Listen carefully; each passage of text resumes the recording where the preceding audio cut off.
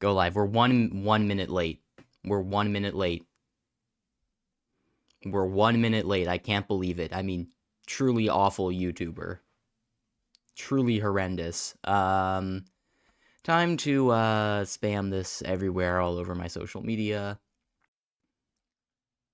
Well, I say that as if I have significant social media. I have Discord and YouTube. And I technically have an Instagram, but I only use it to talk to people when I don't have another option.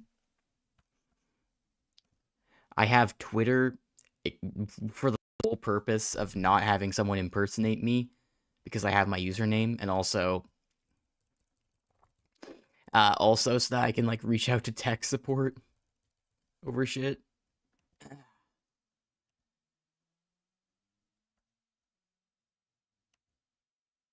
But yeah, that's honestly about it. But I should go post this on my Discord channel.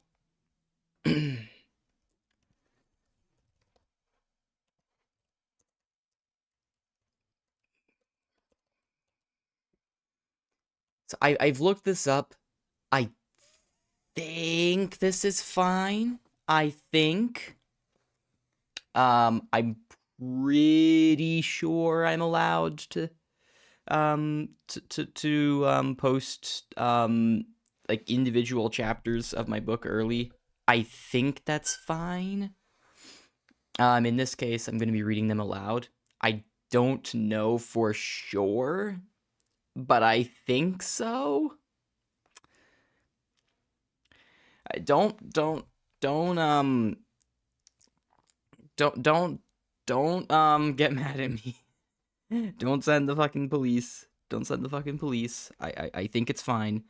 If it turns out that it's not fine, if I try to get into like a publishing deal later, then I will probably just end up taking down the stream, I guess. I don't know. We'll see what happens.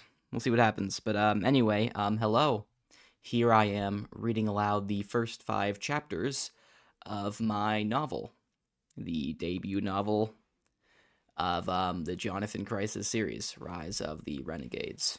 And this, in particular,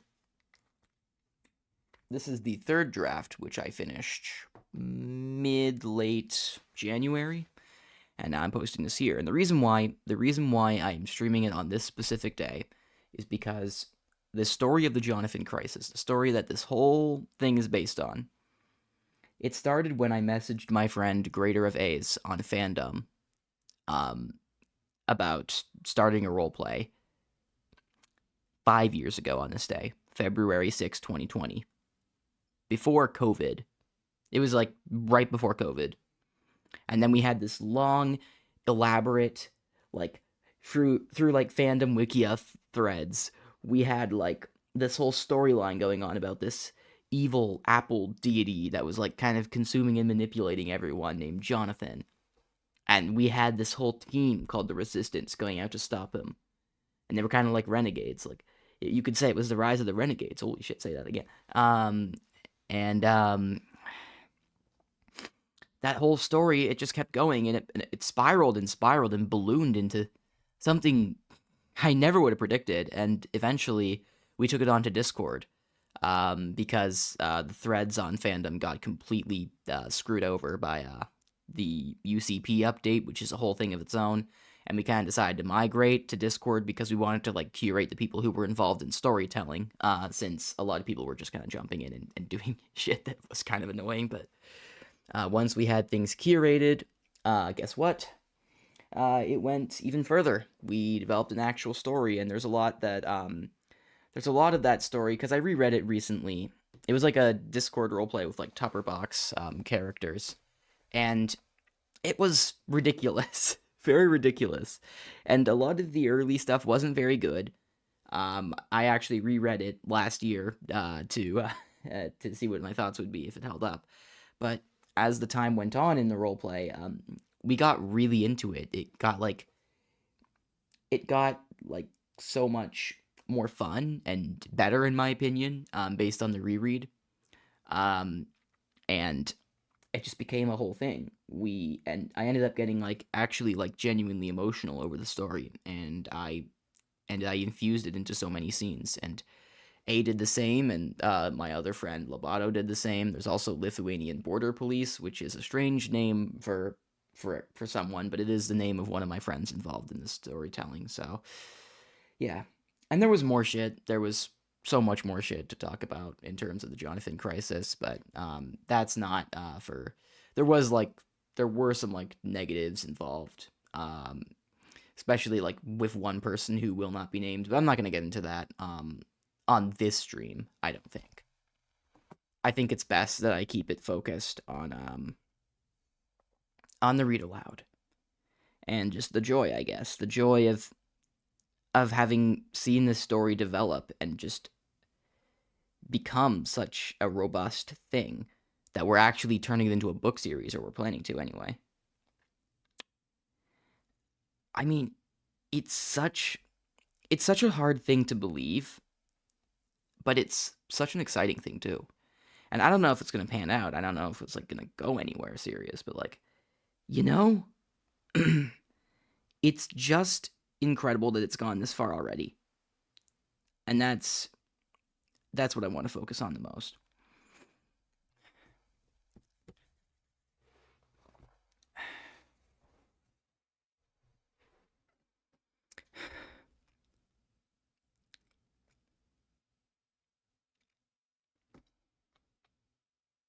So what should I say to summarize this before I start reading?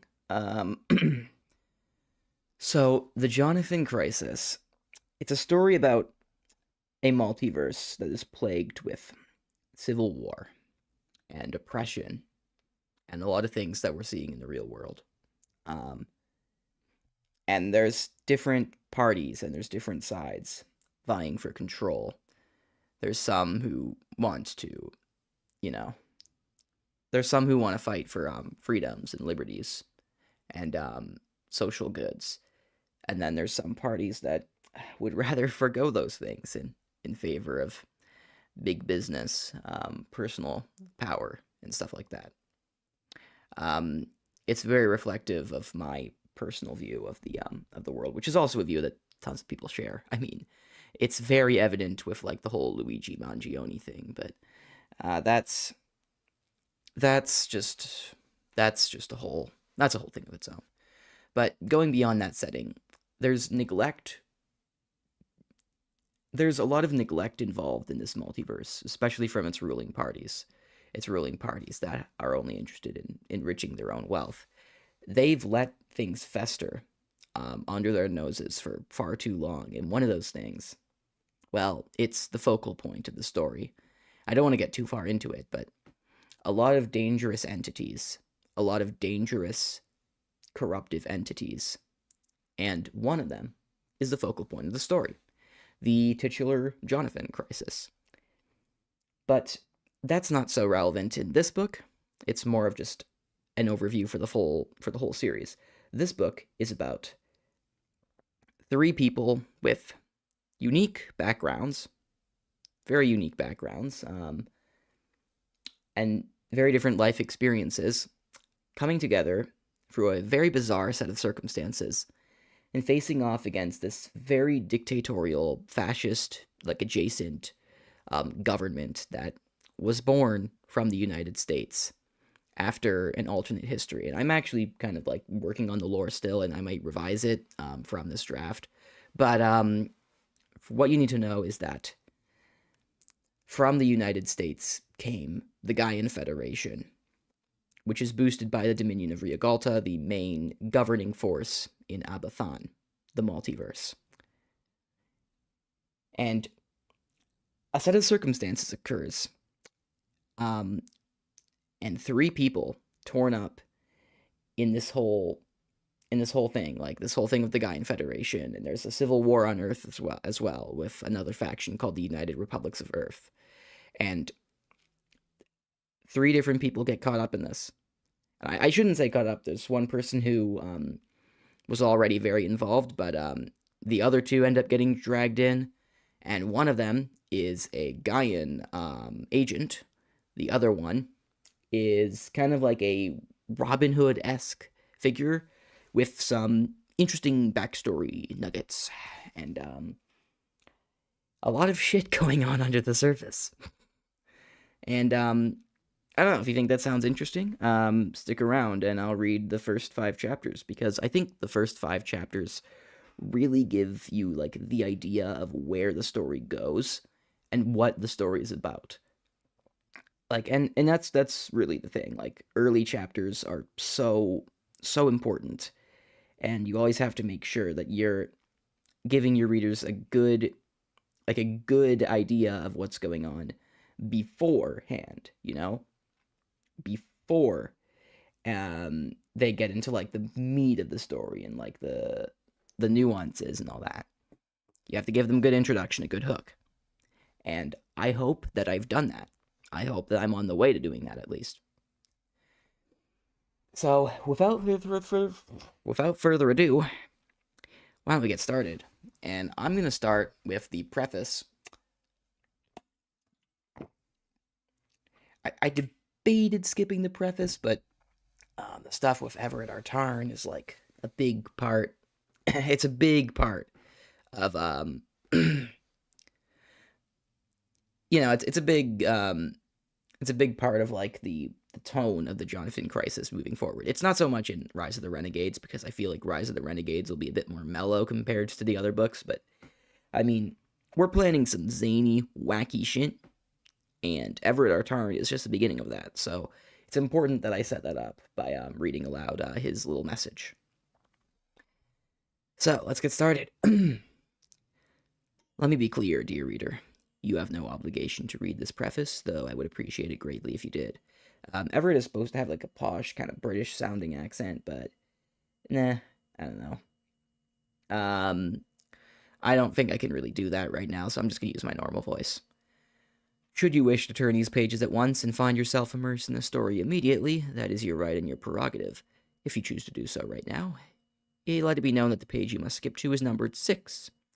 However, you are also free, and encouraged, mind you, to continue reading from here, as you will not only be introduced to me, but a not insignificant amount of fundamental information about the world you will find yourself exploring in this novel, and subsequent novels that you'll hopefully follow.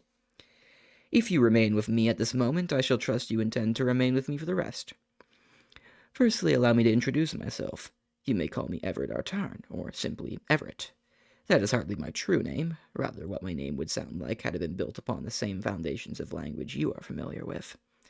I am, at heart, a storyteller, a narrator even more so. You would not believe how difficult it has been to resist the urge to interject details between every chapter of this book, but I was talked out of it by the author of Your World, as they told me constant interruptions would typically only serve to disorient and annoy you. Nobody reading fiction wants more footnotes than story, I recall they insisted. As such, I have resigned myself to the distant hope of being able to write a fact book about the universe, free of the shackles of a typical narrative. It could be a separate project in the future, perhaps.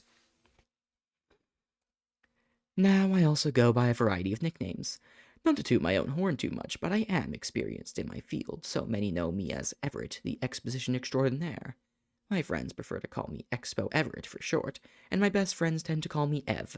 As for my enemies, they use much less flattering names, such as, and mind you, this is censored for your own safety, Bleep. I digress, just calling me Everett shall be fine for all intents and purposes. I could go on and on about my life and my history, but that is hardly important. What you must know foremost is that I am a member of a group known as the Collective of Artists, Coders, Researchers, Observers, and Narrators. You know, we should artificially extend this already monstrously long name so it can abbreviate to something funny. Alright, that should do the trick. Colloquially, we are acronym. We come from a world, no, a universe. Let me readjust my mic here. I'm noticing I actually am giving him kind of a posh voice. Not a British one, but like just a general posh voice. Kind of like subconsciously even. So, let me continue. We come from a world, no, a universe, no, a multiverse, no, a plane of existence itself, unfathomably different from your own. The only reason you are able to comprehend the words before you is because they have been translated by the author of your realm, of whom we were able to reach out to in the first place, thanks to two things. an anomalous artifact known as the Observatorus, and an even more anomalous individual you will come to recognize in due time. The Observatorus allows us to view other realities, and the individual can interact with them on our behalf.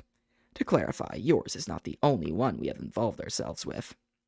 There are many near identical copies of your existence, and many planes you would find almost unrecognizable. The expanse of possible realities is, to our current knowledge, infinite. Furthermore, we believe that within every reality there are stories. Linear events can be discerned and chronicled on a timeline after enough sifting through the chaos. It is much like the phenomenon you call the infinite monkey theorem. Suppose a monkey were to type on a keyboard haphazardly. Eventually, that monkey would recreate all the works of William Shakespeare. Our study of narratives formed from the churning mess of infinite multiverses follows the same principle. The true bombshell, and I do apologize for unloading so much information on you, even if I can't help myself, is that every story you have ever known in your life is a story that can be found in one of these alternate realities. An infinite amount of them does necessitate that fact, after all. Every book you've read and every book you will read is, in a sense, non-fiction, as is everything from all other mediums. Television, movies, comics, oral tradition, you will immerse yourself in over the course of your life. Just the story will eventually arrange itself from a disorderly realm. That same story will eventually be told in an entirely different realm, usually by an unsuspecting and passionate author who, by sheer chance I must stress, will come up with a perfect replica of the story without ever knowing it truly happened in a distant place they will never be. However, in a different sense, the author will experience it in their minds in a way just as special. I think of it as a beautiful thing. Every time someone tells a story, they are transcribing real events that will never truly be lost to history, repeated over and over again throughout realities. In some other realm, your life too is a story, as is mine. In that way, we will never be forgotten, even if we fade into obscurity. This is what I believe gives every last one of us intrinsic value. In light of this revelation, I suppose you might be asking why we at Acronym would even need to have this story told in your world ourselves if it was eventually going to happen anyway. It is a fair question. We don't usually interfere, but sometimes, in exceptionally rare cases, we notice an author who has the potential to tell one of the stories we have observed, but may be unable to find the strength to do it on their own. Whether it be due to the society around them or their own self-doubt, or both, as these are often intertwined issues, a helping hand is sometimes necessary.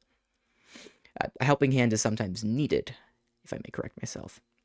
A fair amount of gaffes going on here, but I'm just going to try to power through. It's inevitable. I'm not perfect. This is where we come in. Every author can write a story and keep the endless cycle of transcription going, but not every author can do it all by themselves, and there is nothing wrong with that. Everyone relies on others to an extent, and in these sparse cases, we are glad to allow these authors to rely on us, as we in turn often rely on them. The author we are working with now, hopefully officially an author by the time you're reading this, is Noah James Sweet. He is not the only one, but he is the first, at least in regards to the novel series we are creating.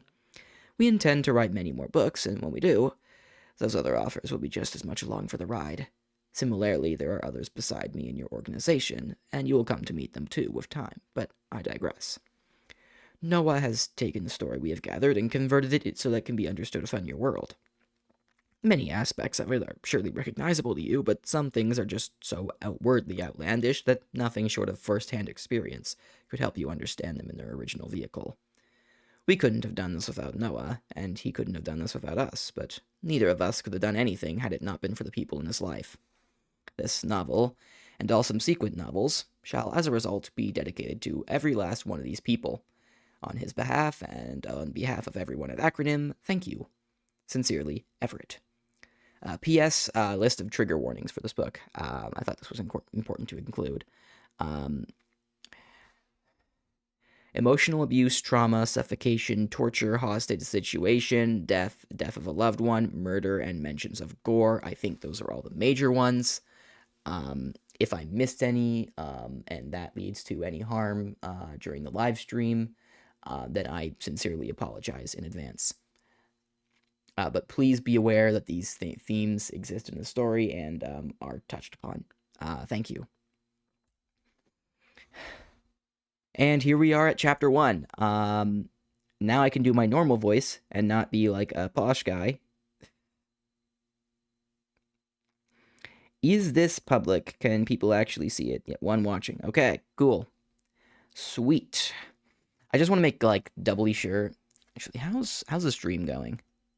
Stream isn't, like, dying or anything, right? Excellent connection. Watching. Okay. Let me just do a quick audio test to make sure that my mic is going through. I believe it is. It's hard to know. It's always so scary streaming because anything could happen at any moment to, like, off things. Let me just do a quick audio test. Absolutely anything could happen. And I wouldn't have much of a way of knowing because I don't have a lot of people in my chat. I have, like, a few on average. You know what I'm saying? So I'm urging you guys, just in case, make sure everything's running smoothly, and report to me if it isn't. And I am checking chat. If you notice a problem, send it in chat. I'm also going to be periodically checking everything else, but probably between chapters. So with that said, we are at chapter 1. I no longer have to do Everett's posh voice. I can do my normal voice. I can probably change things around for the individual characters, although I'm not sure how much I can do that because I'm not really a voice actor. Like, I try doing it as a hobby, but I'm not really that good. I'm definitely not a professional. I kind of wish I had gotten people on to voice some of the characters, but not a lot of people are busy. A lot of people are busy, and I was very adamant about it being on this day because of the sentimental value, so it is what it is. Alright, let's do this. 15 years should have been enough for Donovan Canner to let one night's memory go. It wasn't. When Milo started shaking them, jolting them awake, mere moments passed before the images of that night flashed before their eyes. They tried to suppress them, at least for now. Whatever their mentor was worried about, it must have been more important. Why do I have my headphones on? Also, Dawn has blue hair and pronouns. That's fucking canon. Alright. Dawn, we got a situation, Milo shouted, still tugging on the hammock, even though his apprentice was obviously already awake. We're being followed. Huh? Dawn asked, springing to their feet and looking the other in the eyes. A good thing they both slept with their gear on these expeditions, for neither had to change. Wherever they went, an air of alarm followed, and with great reason. I got a good look, Milo muttered under his breath. It's Tristan Hyde. Dawn tilted their head. Who? He's one of Gaza's? Gaza's? Fuck me. He's one of Gaza's top agents. Or, I'm not going to say GSA or GASA every fucking time. It sounds like a queer group, honestly, which is so far from what this is in story. It's a fucking like military like it's like a fucking like it's an interplanetary like police force and shit. It's not very queer. No. He's one of Gas's top agents. Milo grit his teeth, reaching behind his back and grabbing his gun. Big deal. Don nodded. His mentor knew what he was talking about. There was no doubt Milo McCallan was one of the best hackers in Abathon. By the way, shout out to A406 for letting me use the name Milo McCallan for this character, because I love that name. It was from an old Songs of War fanfic. You can actually find it. Flame of Hope and Deception both have Milo McCallan in it. And those have a lot of sentimental value to me. Make sure that, I want to make sure that the credit is properly allocated here, because Sine is the person who came up with this name, and much respect, and all the best to her. Absolutely, like, beyond grateful to her for, like, all of the work we were able to do together, and, like, all the memories, because, like, she's been a good friend of mine for, like, a good few years now, and, yeah, just wanted to do a quick shout out there. Anyway, there was no doubt Milo McCallan was one of the best hackers in Abathon, even without Breacher, his bonded spirit, with whose help he could take control of any computer program he could get his hands on. Milo was well read on the major players constantly chasing after them. Milo nudged Dawn in the wrist. Come on, let's go. With haste, Dawn obliged, and Milo led them through the purple flora of Vateros A. It was dangerous to risk aggravating the local wildlife, but they had set their priorities. Right now, there was no greater threat than the Agasa agent on their tail. This isn't the first time Dawn had followed their mentor on a desperate jog. Try to stop it as they did, the surroundings faded into a monotonous blur of purple, then gray. Then came recollections of cold metal walls and echoing clangs. Milo grew taller until he towered above them, guiding them through the corridors, rambling out a stream of reassurances. Kid, it won't be much longer now, the memory of Milo said, as clearly as the real Milo had said it back then. Your dad, he'll be with, he's doing everything he can. He'll work it out. Dawn was snapped out of their trance by a loud gunshot, then the rustling of nearby fauna. They halted only briefly before picking up the pace again. There was no time to waste. That had been a warning, a deterrence. They could tell Hyde wanted to slow them down. Milo had broken into a sprint instead, and Dawn wasn't about to lag behind. In a half-minute, they reached a clearing in the woods, catching sight of their only ticket off Vateros A, Milo's spacecraft, colorfully named Robber of Barons. Relief came and went in an instant, for someone else stood in between them and the ship, another human in an unmistakable Gaian Federation uniform. Tristan Hyde, Dawn surmised. I wouldn't go for that ship if I were you, Hyde said, raising his arm and brandishing a crackling shock blade. Now, why don't you make things easy and turn yourself in right this instant? Tristan shot his targets a sharp glare, though he couldn't help the shit-eating grin tugging at his lip. He'd been spotted a few minutes ago. That hadn't been ideal, but he'd turned things around. Having scouted out the ship beforehand, he'd managed to reach it faster and cut the criminals right off. Now, here they were. I realize now that this is a bit disorienting, but perspective shifts have, you know how there's star spaces, just asterisk spaces in books, and there's also blank spaces that indicate certain types of scene shifts. Asterisks, in my usage, display passage of time, whereas blank space is just if the character's perspective, if the POV shifts to another character in the same general time frame. So what we just experienced was a shift from Dawn's POV to Tristan's POV, which unfortunately is not super clear because of the way this is formatted. So I apologize for that. But I will just, whenever that happens, because I'm fairly intuitive about remembering the scenes, I'm just going to let you know that it's a POV shift so that you can follow more easily. I mean, it shouldn't be too hard to tell because you're going to hear the internal voices of the characters, but yeah, just in case, I want to make sure. Recently, he had been assigned by his superiors at the Gaian Anti-Subversive Agency to hunt down a dangerous and unstable multiversal fugitive by the name of Donovan Cannard. Milo McCallan, Cannard's guardian of sorts, was also to be brought in. He still recalled being briefed on the matter by his trainer and friend, Johannes Tannen. We have reason to believe they're camping out on Vateros A, Johannes said. Tristan raised an eyebrow. What reason? Did one of our squad slap a tracker on their ship? Johannes paused for a moment. Yes, but it malfunctioned after a point. You know how the older equipment is. We're in need of updated tech. He sighed. In any case, all we know is they were heading there before we lost them. I trust you'll scour the planet and complete the job without a hitch. Tristan had only nodded. Johannes must have known more than he was letting on. His hesitant look had all but screamed it. The younger hadn't let that bother or shock him. It was just the way things were. His trainer was the most skilled and trusted of all Agasa agents. He even stood within President Arcan's close circle. Someone that critical had no reason to divulge classified information to someone less so, even someone they cared about. Tristan had long made peace with things like this. He'd tried to, at least.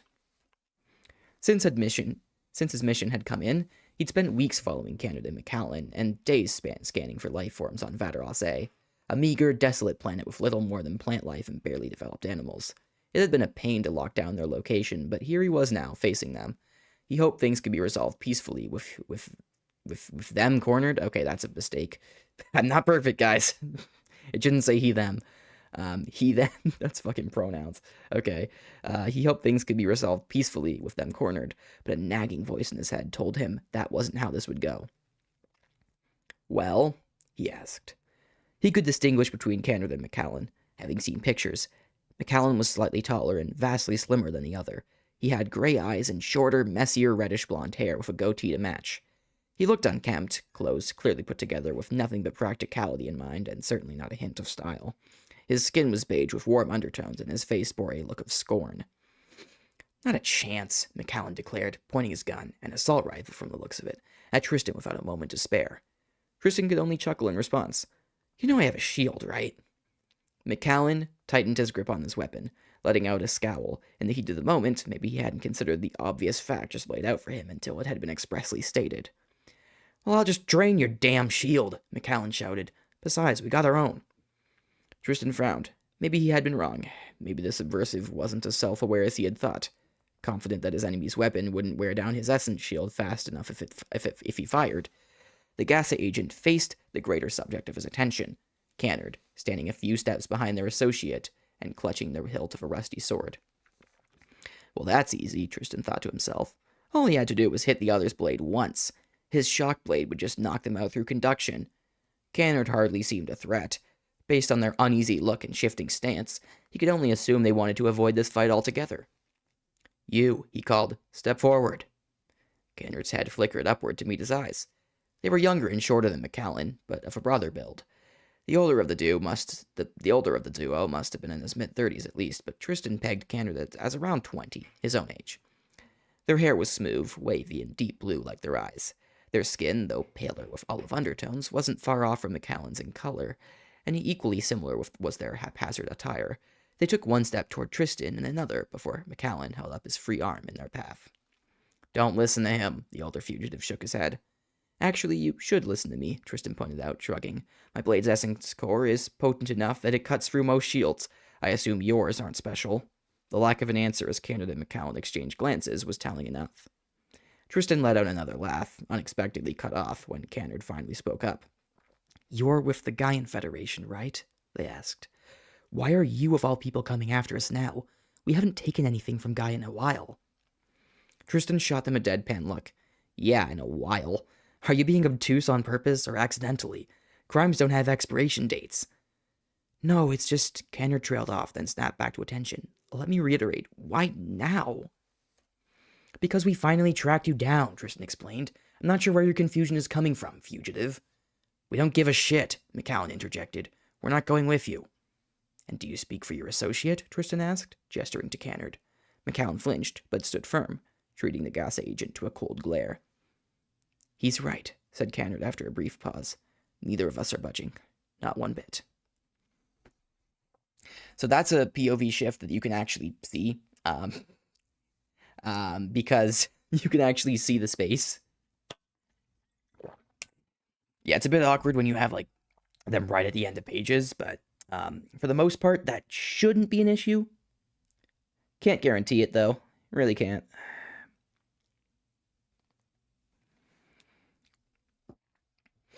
As Hyde frowned at Dawn, they got a good look at him and took in his features.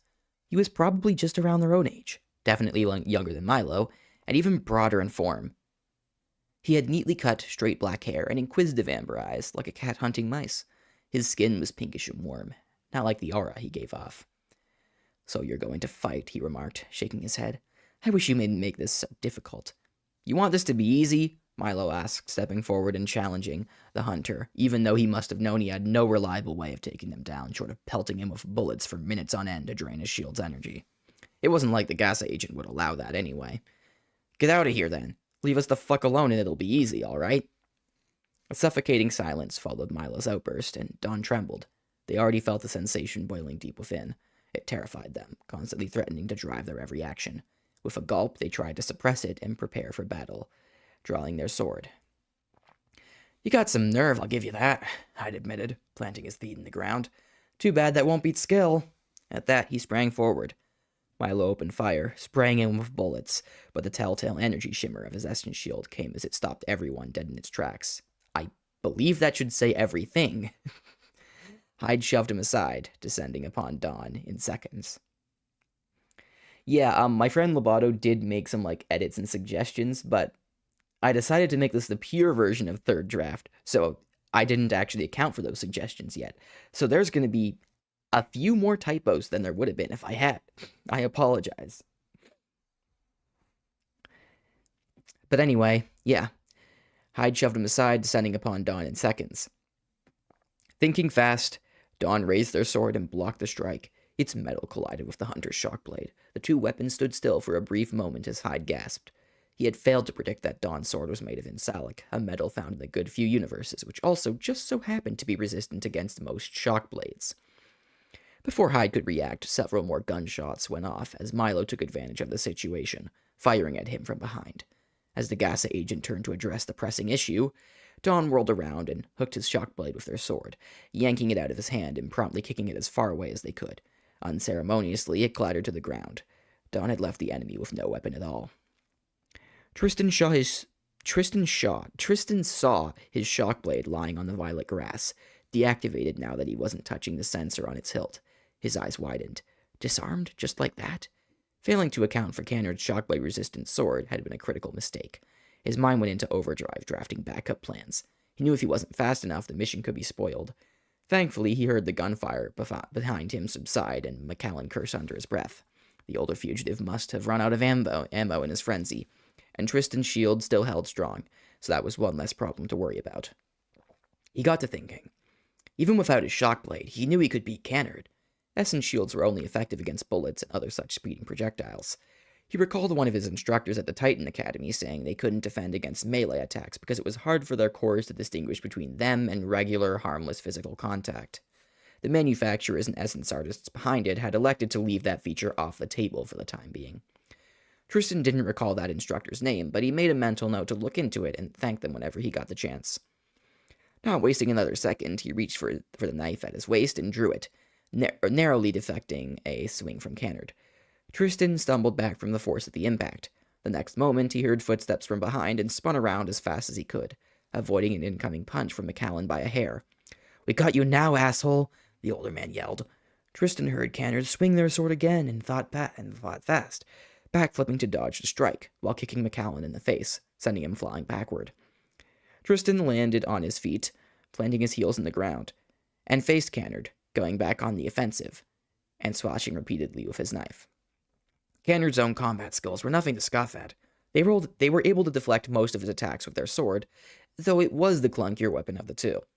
Tristan wished he could retrieve his shock blade so he could do this in a much less awkward manner, but he knew if he let his guard down, he'd give these fugitives an opening. Annoying as it was, the risk was too high. Tristan put all his strength into trying to land at least one hit and finish this. It was frustrating, but he had to keep it up. He could not and would not let his targets escape. Dawn found themselves overwhelmed, exerting every ounce of strength they could muster just to block Hyde's strengths. The Gasa agent fought swiftly, with sophistication. The cat comparison was more apt than ever. It wasn't like Dawn had no combat experience. Quite the contrary, Milo had trained them as much as he could. But Hyde was of a higher caliber than anyone they'd faced before. Another mistake. In 20.5 years, they'd never felt this pressure. That awful sensation churned and clawed at their insides, the stress of battle whittling away at its cell. Dawn could not let it take over, but continuing like this would be hopeless. There was only one option left. They had to use their powers. The other day while exploring, Dawn and Milo had run into a river not too far off from the clearing. That was still at the forefront of their mind. Thank the stars, they thought, for it was the key. Careful to keep at least one eye on the Battle of Hyde, they began to concentrate and sense the water in the river, controlling it and moving it through the folds of space at will. Patterns danced in their vision, courtesy of their essence artistry. A moment later, they had thrown a stream of water right into the Gasa agent's eyes, disorienting him. Dawn slashed at the other with their sword, and Hyde just barely managed to stumble aside, so Dawn landed a kick on his chest and sent him tumbling to the ground. Part of Dawn's soul was composed of water essence, giving them the ability to control and manipulate the liquid so long as there were reasonably potent traces close enough to reach. They could also teleport water from wherever it was to wherever they wanted it. On this occasion, Hyde's face. "Why, you little shit!" cried out the Gasa agent, rubbing his eyes. He tried to get up, only for Milo to plant a foot on his chest with a grunt. "Dawn, get on the ship!" he yelled. "I'll keep him at bay. Go!" Dawn nodded weakly and rushed to Robber of Barons, placing their finger on the scanner and opening the door before climbing on board. They raced to the cockpit, frantically pressing buttons to prepare the ship for liftoff. Thankfully, Milo always had the ship active for emergency getaways. More times than not, that had come in handy. As soon as Dawn was sure the ship was ready, they dashed to the window, freezing when they saw Hyde pinning their mentor to the ground. Of course, that damned agent had managed to flip the scales, and now Milo was hopeless. Or helpless, I should say. Worse still, Hyde held him at gunpoint, at knife point, the blade dangerously close. Dawn began to shake. This couldn't be happening. They couldn't lose Milo like this, not after everything. He was all they had left, the last remnant of their lost family. Hyde glanced up at Dawn through the ship window and shouted, his voice slightly muffled, but audible. Come here right now. He inched the knife closer. No more of this. Try anything, and he gets it. Milo looked at Dawn, shaking his head and mouthing one word. Leave. Time froze. Leave. Leave. Leave. It was echoing in Dodd's head. They knew they couldn't give themselves up to the Gaian Federation, a nation run by despicable tyrants, the worst of the worst. There was no telling what it wanted with them, but they knew surrendering and finding out would be a mistake. And yet, they wanted to, if it meant saving Milo's life. There was only one other option, to listen to their mentor. They could leave. If they flew away right now, taking off into the stars, Hyde wouldn't be able to kill Milo. The Federation would need him. Without Milo, no one would ever be able to convince Dawn to go with the Gaians. He'd have to live. If they went outside and tried a sneak attack, Milo would die, and Hyde would surely take them down too, given enough time. Not even their powers would work fast enough. There wouldn't be another chance to escape like this. If they gave themselves up, Milo's courage would be meaningless, and they'd face an unforeseeable fate. Only by leaving could Milo's life be guaranteed. Not his safety, and certainly not his comfort, but at least his life. Dawn had to settle for that much. Well? The hunter asked. Dawn ran to the cockpit, fighting back a tear. They sat down in the pilot's chair, pressing a couple more buttons and taking off, in the sky seconds later. They were on their way off Vadarase, and leaving Hyde behind, and Milo. Dawn would be on their own for the next while. Quite possibly, that thought terrified them more than anything else. So that was chapter 1. I'm going to take a swig of water. I'm going to check my stream. We still gaming? We still gaming? I think we are.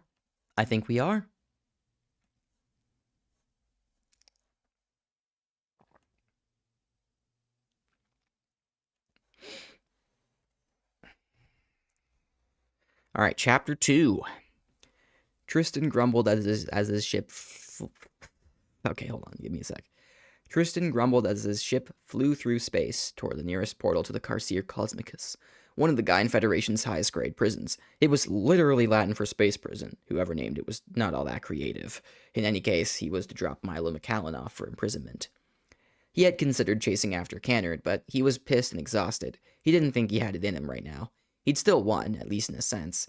Capturing McCallan alone would earn Gassa a bargaining chip in the future. With any luck, Cannard would flock right to the Federation to break him out. And even if they didn't, Tristan had managed to plant another tracker on McCallan's ship before they had gotten away. Maybe he could finish the job later. The fuck do you have to be upset about? McCallan asked, restrained in the seat near the back end of the spacecraft. I would have finished my job just fine if you hadn't ruined it for me, Tristan scowled, not even turning to face the other man. Shouldn't have started it, McCallan mothered. What are you going to do now, use me as bait? Tristan looked out at the nearby stars. I won't do anything. Your fate is up to my superiors at Gassa. Frankly, I couldn't give less of a shit. McCallan looked like he wanted to say something else, but he just shook his head and leaned back. Tristan finally glanced at him just slightly, caught the look on his face, and frowned. Something about it bothered him. He could almost sense the defeat, as if the criminal had just given up. He didn't even seem as annoyed as he did sad. These subversives were supposed to be bashful, insufferable, single-mindedly driven by thrill with no consideration for civility. He wasn't getting a whiff of that kind of attitude here. Hours later, a structure appeared in the distance, a large panel floating through space, thrusters fastened to its sides to dictate its position. A portal with shimmering, glowing edges covered the majority of its surface. Tristan looked down at his map and confirmed the location. This was the way to the Carcere Cosmicus. He turned to McCallan as the portal grew nearer. Hope you like your new Hume. Hope you like your new Hume. Like David Hume, the Scottish philosopher. He turned to McCallan as the portal grew nearer. Hope you like your new Hume. I've said it fucking again. Fuck. He turned to McCallan as the portal grew nearer. Hope you like your new home, fugitive. Yeah, whatever, McAllen responded, staring off into space. Tristan was sure he was thinking about Cannard. In spite of himself, he took pity on the man. Just for a brief moment as his ship flew through the portal and into the prison hangar. That is a very unintuitive combination of words. Flew through. Jesus, okay. He knew there was a good chance the two would never see each other again. That I might need to revise that part. The fucking flew through. It is not intuitive at all. But whatever. Robber of Barons had never been so quiet, nor felt so empty. It wasn't just Milo's absence. Sometimes he went out on errands and left his apprentice behind when it wasn't safe or opportune to bring them along. That had always been fine. It had never soured the atmosphere quite like this. This time, Milo wasn't just away. He had been taken by the Gaian Federation, an entity intent on punishing whoever it deemed appropriate. Milo was a fairly well-known multiversal criminal, and surely it would be oh so tempting to the Gaian authorities to make an example out of someone like him. Dawn suspected it would only be a matter of time until the Federation used him to lure them in. They knew exactly what Milo would say right now, because he had said it over and over again in the past. Remember, kid, if I ever get captured by any of the big bullies up in those stars, don't come looking for me, he said as the two stared into space from a jagged asteroid. They'll want you too, and it's best to at least save yourself, all right? Well, they had saved themselves, at least for now, and that had done them little good. They felt like shit with no idea where to go or what to do. Milo had plenty of associates, but none were easy to contact, and Dawn wasn't sure if any would be able to help. Who could go up against the Federation? Even breaking Milo out was a tough bet. It wasn't like they could call up the Free Worlds League. There was no one they knew capable of getting the job done. At least not on their own. How could Dawn possibly save their mentor without giving up their own liberty? They wanted to bang their head against the control panel, but for the sake of keeping what they had left of Milo intact, and not giving themselves brain damage on top of everything else, they didn't. By then it occurred to Dawn that there was at least one thing they could do. The mindscape, they thought to themselves. Yes, that would work. Dawn's essence artistry, along with providing them their powers over water, also allowed them to form telepathic links with others through a realm known as the mindscape. They weren't as strong a telepath as some other essence artists, but they were strong enough for this. As long as their mentor was able to reciprocate, they could contact each other just fine. It wouldn't break Milo out of captivity, but they would at least be able to talk again. That was worth something. Dawn closed their eyes, focusing. Their minds spun. They tried to slow it down, determined to calm the furious whirlwind. Patterns formed in their vision, none all that coherent for a while. It could have been several minutes later when they finally reached a state of peace enough to enter the mindscape. When that moment came, they blinked once and found themselves, at least partially, in an empty void with nothing but an endless expanse of shallow water. They could still see the inside of the cockpit from here, as the mindscape was more of a semi-transparent overlay. It was also personalized, appearing different for everyone. Dawn's soul had water essence, so of course there was an everlasting sea before them. Whatever Milo saw here, they were sure it was completely different. Wading through the sea, Dawn called out for their mentor, thinking of him uninterrupted, desperate to reach him. They visualized everything about Milo, his scruffiness, his unprofessional attitude, his laundry list of fuck-ups landing them in the toughest of situations, but most of all, his unwavering kindness. Finally, after what seemed like an hour, Dawn saw the older man's form off in the distance, though he wasn't yet in any sort of cell. He was marching forth, arms secured behind his back, compelled to walk by people Dawn couldn't see. The younger dashed for him, and Milo, now in the mindscape just as much as they, looked up and loosely smiled when the two locked eyes. Even so, he couldn't speak, since he was surrounded. Instead, their mentor began to manipulate the fabric of the mindscape as much as he could to show Dawn their surroundings. It was a strange place with strange rules, and to an extent, any of its subjects could bend it to their will, telepath or otherwise, even if just for a moment. Two Gaian guards came into sight on either side of Milo, as did the area around him, though not much of it considering his influence over the mindscape was limited. From what Dawn could tell, Milo was in some sort of hangar. Tristan Hyde was off to the side. Dawn was far from happy to see that. And right in front of Milo, stepping forth to examine him, was another person wearing a uniform, so distinguished it made that damned agent look pathetic. "Excellent work, Tristan," the person in the uniform said in a faint, echoey voice. One Dawn could still tell was laced with the aura or authority, even through the mindscape. The aura of authority. I think that's what that's supposed to say. My bad. Even through the mindscape. As for you, Milo and Callan, welcome to the Carcia Cosmicus. Dawn glanced at Milo, whose eyes darted to them as he lightly shook his head. That was about all the communication he could manage in his current predicament. All he could do was broadcast his surroundings and hope for the best. At least Dawn would know who he was up against. "Something distracting you?" the person in the uniform asked. Dawn got a good look at them while sneaking around. Their build was broad, similar to Hyde's, and they were slightly taller, fairly over 6 feet. They had short-cut blonde hair and intense brown eyes, balanced out by kind creases on their face. At least, they looked kind at first glance, but the undertones of their voice told a different story. "Eat shit," Milo shot back. "Do my eyes deceive me, or am I looking at Johannes Tannen? How's Gas's greatest fascist doing today?" Dawn shuddered. Even they knew that name. Johannes Tannen was the most proficient agent in Gaza, currently and historically. Milo had warned them about him more than once. There was no one better at combating subversive behavior in all the lands of Gaia. Johannes responded with a glare, though he said nothing. One of the guards carrying Milo, however, scowled and reeled back their fist. Dawn had no time to react before the guard had struck their mentor in the face so hard he lost his focus, maybe even his consciousness. Milo disappeared from the mindscape in an instant, leaving Dawn alone and staggering backward from shock. A moment later, the mindscape itself dissipated as Dawn returned to reality. Milo was out cold. They were by themselves, once again, and now there was truly nothing they could do about it but hope the Gaians would keep their mentor alive for their own benefit. Dawn remained frozen in place for a while, trying to restrain that bubbling sensation. They needed somewhere to rest, and they couldn't get any sleep here on the ship, when everything in it reminded them of Milo. They turned to the holomap, looking for the closest possible place they could go, finding nothing but a Cosmostop convenience store. It wasn't a planet or even a planetoid. And they would have to take a portal route from this universe's to Earth's. But it would have to do. Dawn just wanted to talk to someone, anyone they could find. With a tear in their eye, they input the location into the navigation system, leaning back in the pilot's chair as the ship changed course.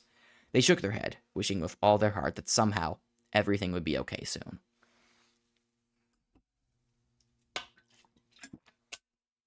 Water. Love me some water. I'm a big fan of water. Big fan. How's Chad doing?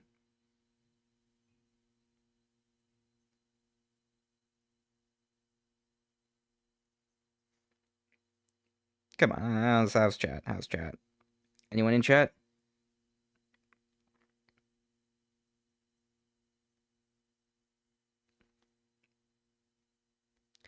I guess not, but it's okay. It's okay.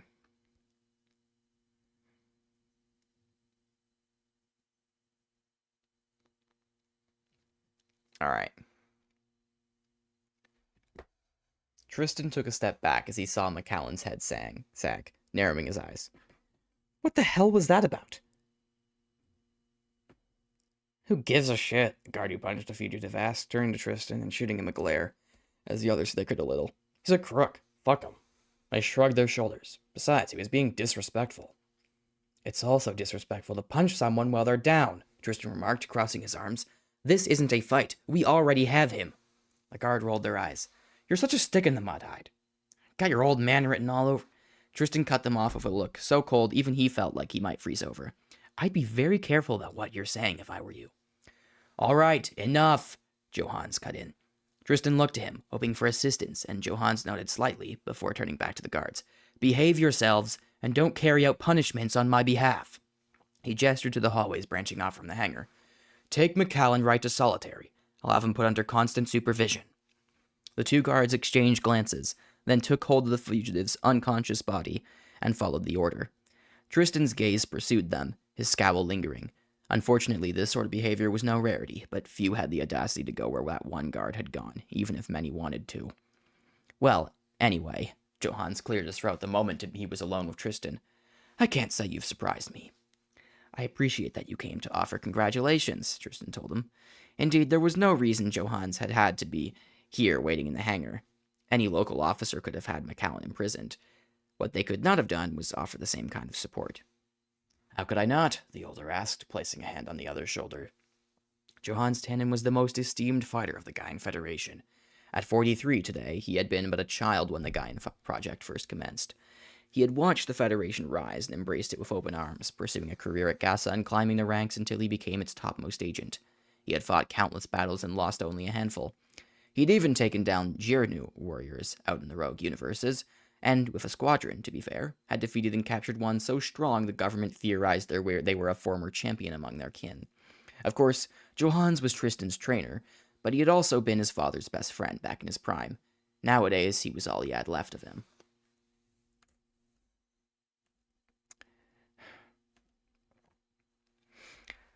Once I'm well rested, I should be able to finish the job, Tristan assured. I put another tracker on McCallan's ship, so we're golden, right?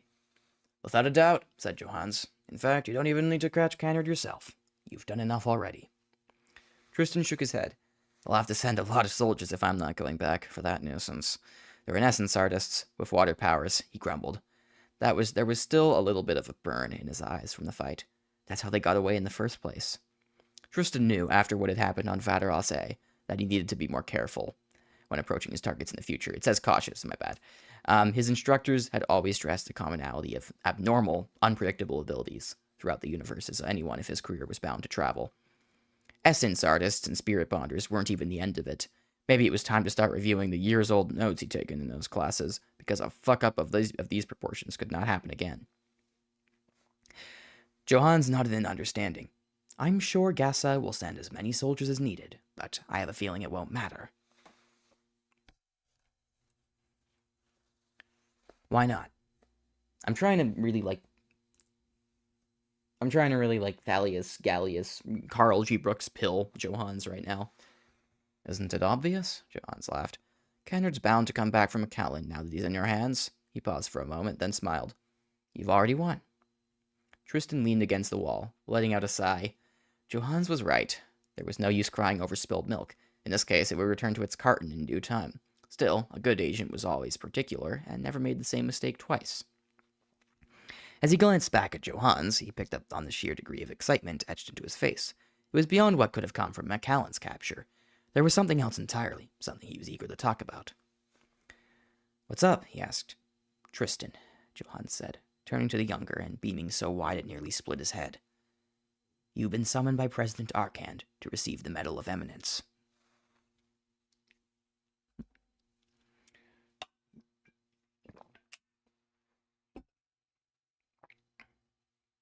Dawn must have looked like a mess entering the convenience store, leaning on the door so much they nearly tumbled to the ground the second it opened. You all right? A voice called in Reagaltic, the universal language of Abathon, according to the Dominion of Reagalta. Dawn looked over to see the clerk getting up from their seat behind the desk. They had a forest green complexion, scruffy hair the color of limes, and, like every Calpomorus, a singular eye, this one blue. Within that eye, Dawn saw clear hints of concern. Honestly, Dawn asked, looking up at the clerk and flashing them a slight smile. Not really. The clerk nodded. I'm sorry to hear that. They took a closer look at Dawn and tilted their head. What can I help you with? I also know Gaian standards, so if you'd like me to speak that, it's no problem. Oh no, that's fine. Dawn waved their hand. I'm fluent in Reagaltic. They absent-mindedly played with their fingers as they walked up to the desk. I've fallen on tough times lately. I've made a few bad financial decisions. They were no fool. As much as they craved comfort, they knew damn well they couldn't give away what had actually happened, not while they were still a fugitive. Leaving a trail of breadcrumbs would do them no good. Oh, I feel ya, the clerk remarked. I'm not great with money myself. Guessing you need a place to stay then? Dawn nodded. Pretty much. The clerk smiled. I get that every now and then. There's a spare room in the back for visitors. You're free to use it as long as you need. Thank you, Dawn spoke warmly, reaching into their pocket for any spare money they could find, even if they weren't sure the chaotic hodgepodge of mismatched currencies they carried around on the average day would be worth anything around these parts. The clerk chuckled. If you're not buying anything, you're not paying either. Dawn grinned, but slapped down a few coins on the counter, nevertheless. Wouldn't be fair to leave you with nothing. Where's the room? The clerk's eyes went wide, as if what Dawn had done then had been unusual. Next, they gestured over to a door at the other end of the establishment. Dawn muttered another thank you, turning and walking toward the spare room, letting out a yawn as they fantasized about some quality sleep. Really, they could have just slept on Robber of Barons, resting outside on this little asteroid. The problem was, the more time they spent on that ship, the more time they spent thinking of their mentor's absence, and they couldn't have that. Maybe this wouldn't help as much as they hoped, but it was worth a try. At this rate, what wasn't? 4 hours. Well, let me just take a swig of water. 4 hours. 4 hours to get through all the security checks on the way to the president's office. Tristan's problems had begun the moment he'd stepped through the portal from the Carcere Cosmicus to the federal headquarters. Setback after setback after setback, it had been exhausting. The Secret Service was religiously devoted to protecting Arcant, and he understood it, but that didn't mean he couldn't be annoyed. Only one thing kept him going. The Medal of Eminence, the highest award a Gaian citizen could possibly receive, had been something he'd sought for years, all the way from the beginning. Even so, by the time the final elevator to the office stopped moving, he had nearly lost his resolve. It didn't help that he had used up the last of his current batch of heightened focus pills, the drugs top gas agents regularly took to suppress their distractions and weaknesses. Without their effects, he felt dangerously close to falling asleep. It almost didn't occur to him when the door was opening that he had actually made it. Well, well, well, look who it is, a raspy but gentle voice remarked, snapping Tristan back to attention. Before him stood an elderly man in a uniform adorned with dozens of medals. His attire was about as silver as his hair, which was well kept in spite of his age. Agents knew he had the best barbers in the whole Federation. His eyes were a deep, intense gray, and a smile tugged at each side of his face, a little saggy, but still there. "Ah, Mr. President," Tristan said respectfully. "It's an honor." "Forgo your platitudes, Mr. Hyde," the Gaian president himself, William Arcand, insisted. "I'm aiming for a meeting more personal than professional." "Aye," Tristan began, nodding. "Of course, that sounds right." Arcand responded with a hearty laugh before walking over to the edge of his office and staring out the glass window, through which Earth, the core planet of the Federation, could be viewed in all its vibrant beauty, unobstructed even by the many energy fields Tristan was sure sat in place to protect the president from any sudden attack. They were invisible, after all. "Nice view, isn't it?" Arcane? Holy shit! Holy shit! Oh, the misery! Everybody wants to be my enemy! If you still haven't watched Arcane, fucking watch Arcane, man. That shit's peak. Anyway. Nice view, isn't it? Forgot the fucking president voice. Nice view, isn't it? Why'd I make him Scottish? Why'd I make him semi-Scottish? Pseudo-Scottish? Nice view, isn't it? I keep fucking doing it. Okay. Nice view, isn't it? Fuck it, I give up. Arcand asked, and Tristan nodded again. The blend of blue and green and white and all the other colors was something wonderful. He'd been to Earth before a good few times, and the planet from afar was always something to look upon in awe.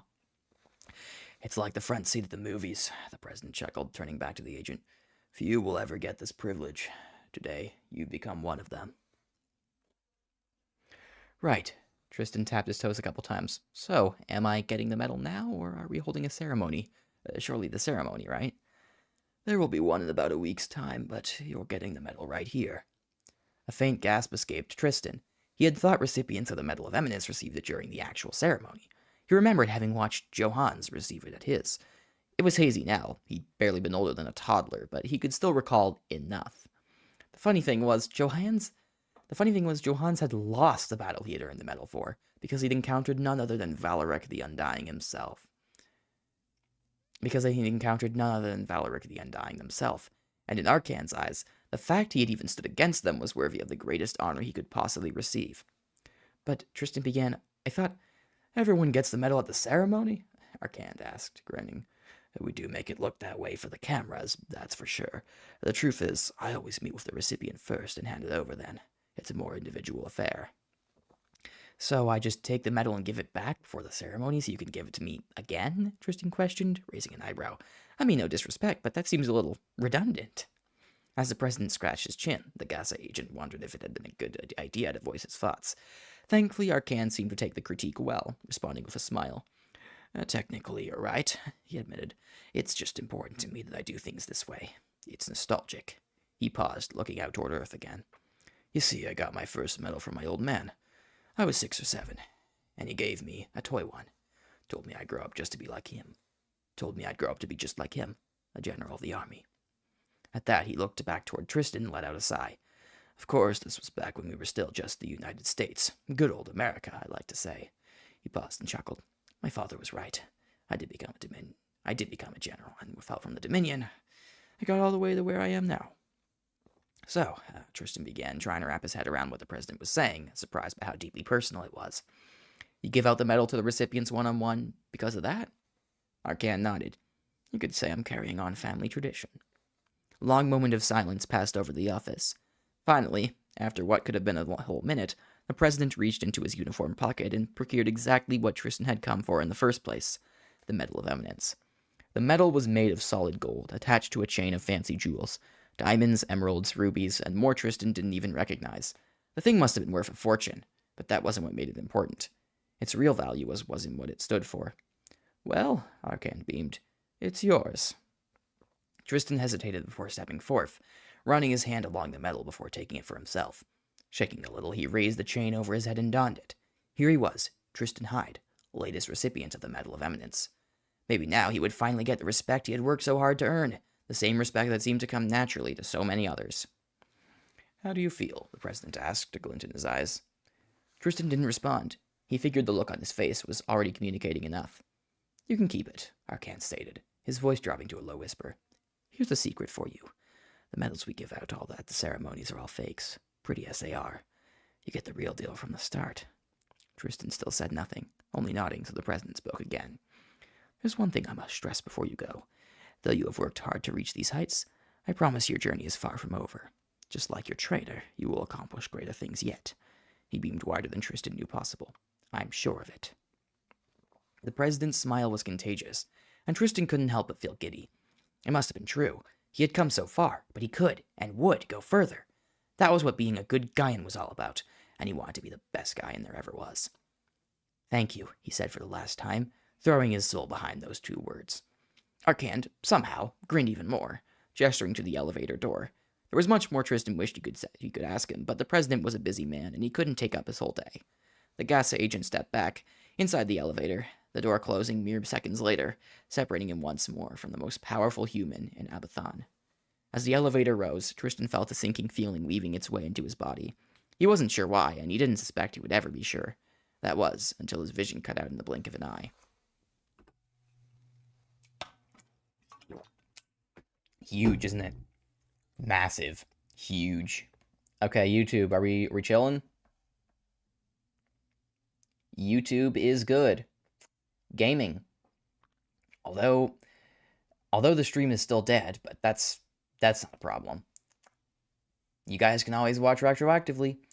We're 2 chapters in, about an hour in. I'm hoping to get this done in under 3 hours, but no guarantees. I think it's doable.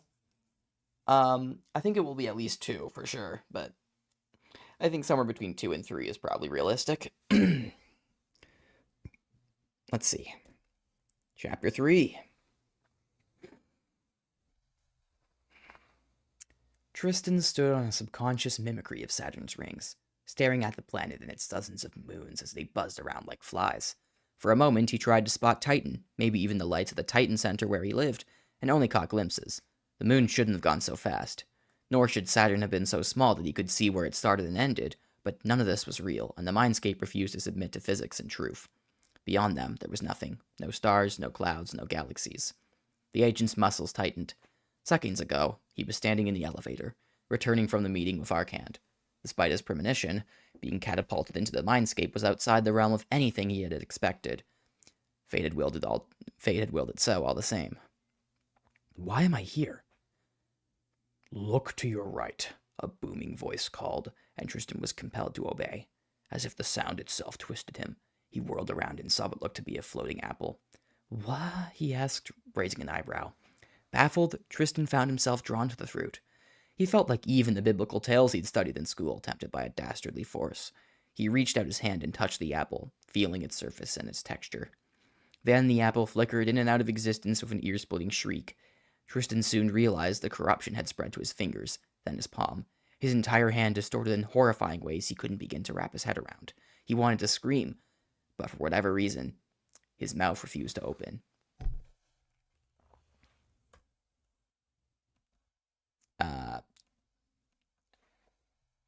Much to Tristan's relief, the corruption vanished in seconds. The apple was gone too, leaving nothing but emptiness in its wake. What hadn't left was his feeling of terror. That was going to stick with him. This is the threat we face, President Arcand. The voice from before echoed across the mindscape, catching Tristan off guard again. Arcand? He thought. What did he have to do with this? What did he have to do with this? Whoever this was, they were trying to contact the president, not him. A tinge of embarrassment tried to supplant his fear, a hopeless ordeal as a silent command compelled Tristan to turn around again. He almost felt strings tugging on his joints. Ahead of him was a gradually manifesting list of floating sentences. It was like he was seeing the contents of a document in midair, a file with no paper and the essence of the mindscape as its ink. Tristan's eyes jumped between the text, like a frog hopping across lily pads. He was drawn to the contents, not entirely of his own will, somehow even more so, knowing they were not for his eyes. We have linked the ever-increasing trend of spacecraft disappearances in various sectors to this entity. Tristan read that first sentence, and carried on from phrase to phrase after, taking in whatever jumped out the most. Yet uncertain amount of deceased victims, potential issues of resource loss, no clear method of combating the threat. It only got worse with each letter. It only got worse with every letter. And then there was the title, in big, bold, hovering text, The Jonathan Crisis. He didn't know why those 3 words scared him the most. He wasn't sure if he ever wanted to know. Wait, the presence interjected, cutting through Tristan's train of thought like a knife. You're not. This time, he heard the voice not from all around, but from directly behind. Shivering, he turned around again, facing the speaker. Before Tristan was a lanky, imposing figure several times his height. They were partially obscured by mist, though the glowing gems that were their eyes shone through. They were made of some kind of smooth, bright stone, adorned with diamonds from top to bottom, like a monarch statue if it lived and spoke. Long arms and legs protruded from their torso, the former dangling in a sickly yet terrifying manner. Atop their head were 5 jagged crown-like prongs, and from their face grew at least a few meters of a soft, delicate beard. There were patterns and symbols along every inch of their body, doubtless entire stories in an ancient language Tristan couldn't even dream of understanding. Some patterns were in the language of essence, too. The overarching language across all universes from which artist and bonder alike derive their powers.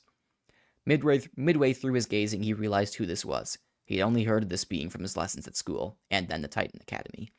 Never in a million years had he expected to face him, even if only in the mindscape. Yet, right here stood the centuries-old Telamon, Chancellor Thuloran, leader of the Primordial Council and the single most powerful individual in Abathon. Tristan began, trying to think of something to say. Beyond that one syllable, nothing even made it to his tongue. You were not meant to be here, Thuloran announced coldly. I see now. There has been a mistake. Tristan breathed more raggedly than ever before in the Chancellor's presence. The pressure he'd felt fighting Cannard and McAllen was pitiful next to this. He wondered how the president had been expected to get through this without a heart attack. You have my sympathies, Hyde. Thuloran shook their head, vibrations cascading in every direction. Tristan wanted to ask what they meant, to say anything, to even so much as know what was happening, but it was too late. He already felt himself falling. Thuloran disappeared in an instant, and a moment later he felt like he had plummeted light years. He tried to shout out for help, but no one came. There was nothingness, and then some. It felt like 1,000 lifetimes before his eyes opened and he saw the elevator wall again. One thing I do want to clarify. I know it said that the mindscape was like a semi-transparent overlay in a previous scene. It depends on how deep you are in the mindscape and like what you're specifically doing in it. Like in this scene, Tristan's being subjected to like the deep mindscape, which is like a form of the mindscape where you can only see the mindscape, whereas Dawn, reaching out to Milo, had like a partial mindscape thing where it was like semi-transparent and you'd still see his surroundings around. They could still see their surroundings around him. It's hard to remember that. It's hard to remember. I'm NB, and I don't even remember Dawn as NB sometimes because they're based on a character who originally was a him, so it confuses me sometimes. But I did manage to work it out all on the actual manuscript, so I think he's fine. I think they're fine. See what I mean? Every fucking time. My co-writers do it. I do it. And I'm literally NB. I mean, granted, I'm not a they them NB. I go by like any pronouns, but you know what I'm saying? It's fucking weird. But yeah. Anyway, yeah, I hope that cleared up some of the Mindscape thing. I think that's something I should make more clear in the manuscript on a later revision, but, you know. Absent-mindedly, Dawn played with a fidget toy as Milo hummed some tunes, piloting robber barons through space. Dawn's 7th birthday had just been weeks ago, and spirits were still high. Even so, their mind was wandering to strange places, and a question occurred to them then. Milo, they asked. Their mentor went silent, then turned around. I refuse to do a child voice. It will be the most annoying fucking thing you've ever heard. No. Their mentor went silent, then turned around, flashing them a chipper expression, one appearing oddly incomplete. Yes? What happened that day, when we escaped that place? An unreadable look washed over Milo's face. His mouth curled into a frown, and his eyes seemed to droop. How much do you remember? How much do you remember? Dawn tapped her toes. Not much. You helped me get out, and my dad helped too, right? Milo smiled, though his creases betrayed a solemn look. Yes, your dad stayed behind and helped keep the bad people away. The ones who put me there? The ones who put you there, Milo confirmed, looking out into space. I don't like to dwell on it, but if you gotta know, he sighed, turning back to his apprentice. Your dad was a doctor there, and I was a caretaker. We didn't know what the higher-ups wanted with you, but it wasn't good, and we planned to rescue you. Dan stared at the ground. Well, you did it. Yeah, Milo trailed off for a moment. Your dad was a great guy, and he was so brave. I couldn't have gotten you out without him, and I really wish he was still here, Dawn. Dawn didn't feel as upset as they figured they should. They knew about their father's death and his sacrifice, but they didn't remember much about him. They had always felt more connected to Milo. Maybe that was just because Milo had survived. It was a shame they'd lost their father. If he was here, they'd be able to feel something other than emptiness whenever Milo brought him up. I'm just glad I still got you, Milo continued. That's why you need to keep yourself safe, all right? Keep myself safe? Dawn asked. That's a typo, don't mind that. Dawn asked, touched but confused. They were a child. Wasn't it Milo's job to protect them, not their own? Well, Milo let out an even greater sigh than the previous. I guess I would have had to say it eventually. Say what? Have you ever felt the bubbling sensation in your chest? Milo had asked. Do you chalk it up to stress? He paused a moment, and when the younger nodded, he shook his head. It's not just stress, Dawn. It's crimson essence. Crimson essence? A very rare kind of essence derived from Thuathane. You know, the Talamon warlord from my history lessons. Once again, Milo waited for Dawn to nod. Those facility staff infuse it into your soul, just like your water essence. Dawn stood in silence, taking in the information. They were at a complete loss for words. It's dangerous, Milo told them, face tightening. It'll try and take control of you in your darkest moments. You can't let it. Not only will it hurt you, others will hurt you for it. But why? Dawn asked, and Milo simply shook his head. Sometimes I don't know why. Just promise me you'll keep it in check, all right? Dawn considered it a while, but how could they say no? Milo was their whole world, and he knew best. I will. We read that in the Milo voice instead of the Dawn voice, my bad. I will. The memory faded away, leaving Dawn alone in the bed in the back room of the convenience store. They felt a shiver, pulling the makeshift cover further over their body. They wished Milo would wake up soon so they could finally speak to him again. Milo let out a light groan as his eyes fluttered open. The strong hands he'd felt before dragging him through the prison were gone, followed by cold metal. Noticing he was seated, he scooched forward and looked around, catching sight of thick bars, dull gray walls, and a stiff guard. Drowsy as he was, he realized he was in a cell, officially a prisoner of the Gaian Federation.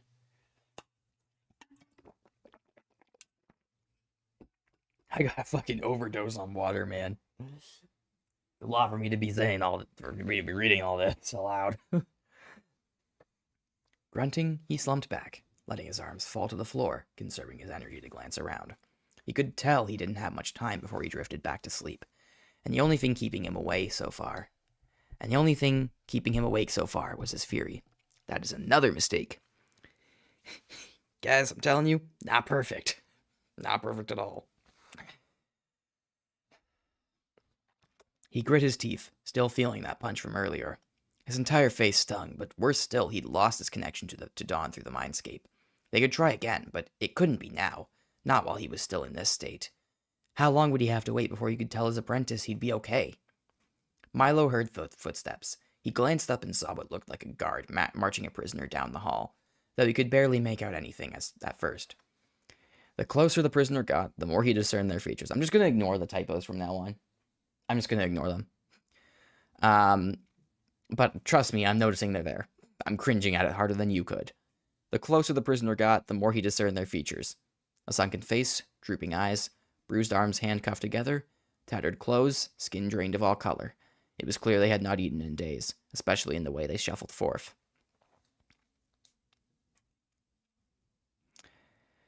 Right as the duo passed Milo's cell, the guard looked over and widened their eyes. They remarked, pointing to the cell and turning to the guard standing on duty. They really got him. The other prisoner whirled around and struck the guard in the face with their handcuffs, forcing them to stumble and drop their gun. They whirled around and raised their leg to kick the second guard's weapon out of their hand, but missed. Milo shuffled forward, crashing against the bars and gripping them as his mouth tore open, a yell on the tip of his tongue. He knew exactly what would happen next. The guard by his cell raised their gun and opened fire, shooting the inmate several times.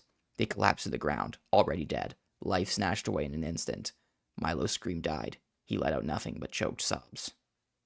The injured guard returned to attention, rubbing their face, and turning to the nearby corpse.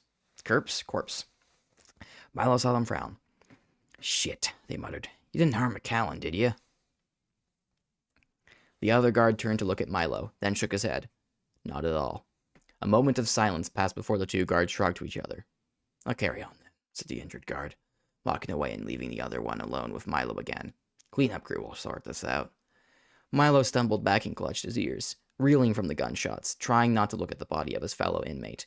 He was in the belly of the beast, and what a wretched beast it was. It wasn't every day Tristan tried his best not to pass out by watching vintage movies, but it was today. The mindscape had left him frazzled. He'd practically stumbled out of the elevator, composing himself just enough to take the portal to his dorm. Just his luck that he was out of HFPs. He had used up the last of his bottle for the Vateros A mission, and the experience had left him far too unsettled to go through the standard process of securing another. Bureaucracy would put me to sleep at this rate, he thought. He was growing more exhausted by the minute, sprawled across the couch in his dorm, groaning as he rubbed his head, struggling to keep his focus on the flashy lights and noises of the TV screen.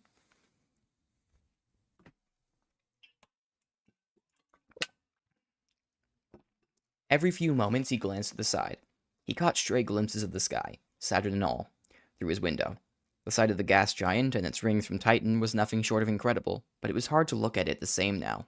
He closed his eyes and saw the impossibly fast moons, the rings he had stood upon, and the apple. That apple.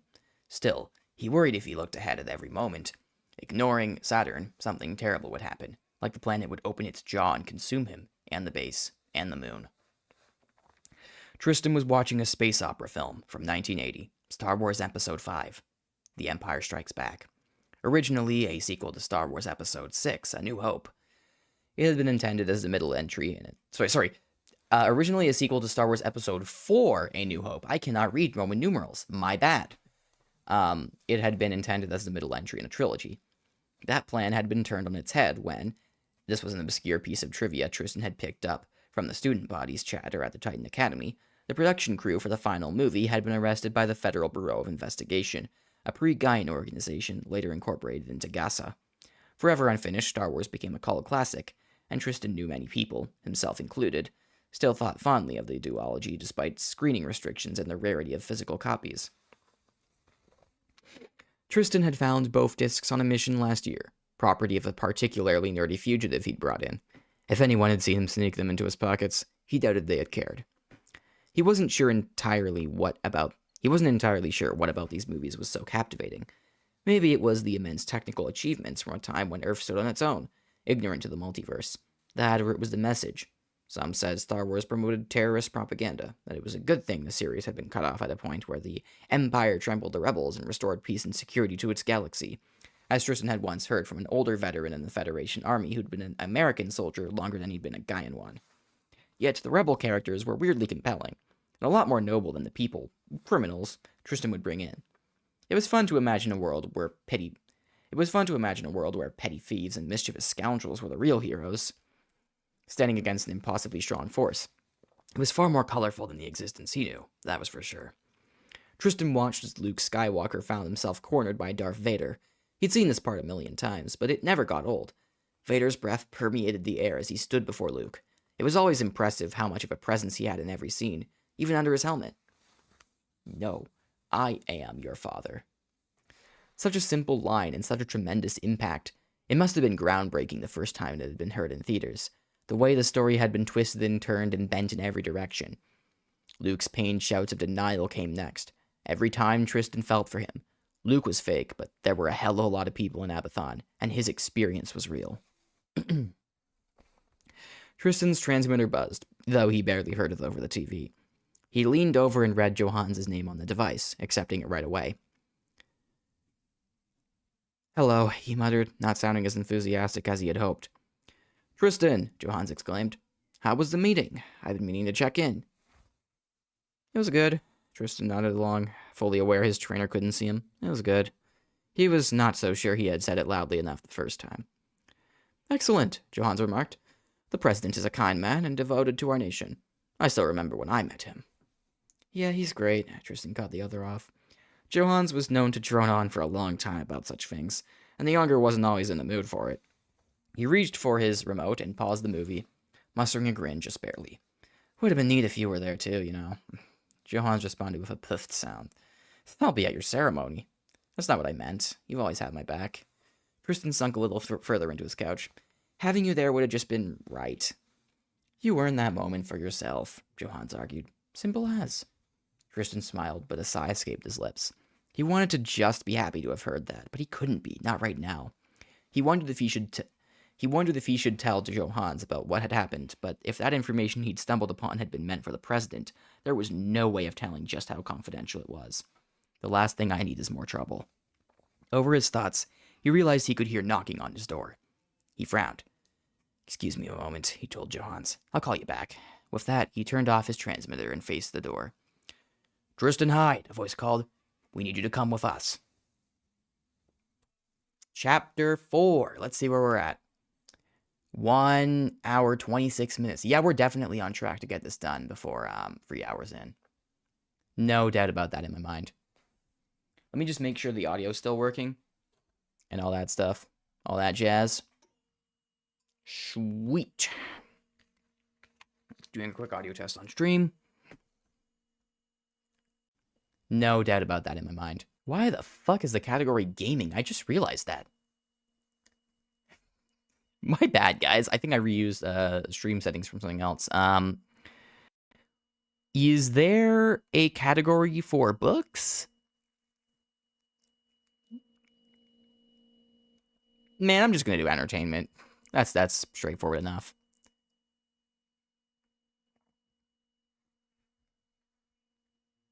We actually have one concurrent viewer. That's big. That's big. I'm gonna take a moment just to recover because my throat is tired, guys. My throat is tired.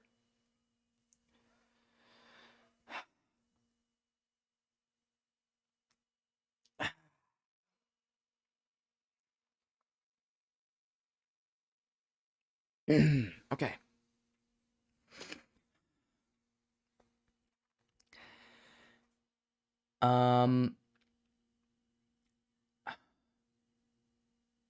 Kinda gotta take a piss, honestly. I should just pause here and I'm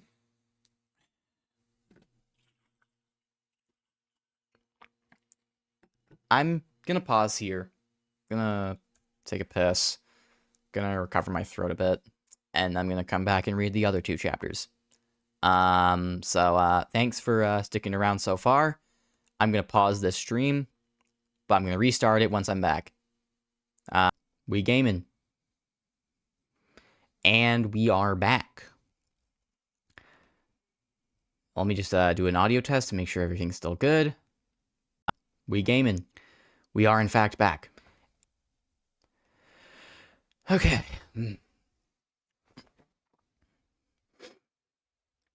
As next morning came, Dawn curled up in their makeshift bed and stayed put for hours. This is stupid, they thought. A bedroom in Robert Barron's would have done just fine, but they still didn't feel like they could step foot on that ship. especially not after a memory of Milo so vivid. Perhaps seeing him in person would remedy that, though, and thus they tried the mindscape, reaching out to their mentor again and again. They hoped they could hold out their hand just the right way so he could grab it. Yet their hearts sunk with every passing second. They were shocked when, finally, they blinked and found themselves knee-deep in that all-too-familiar ocean. Don. Don perked up, surprised to hear that voice so quickly. They turned to their left and melted from a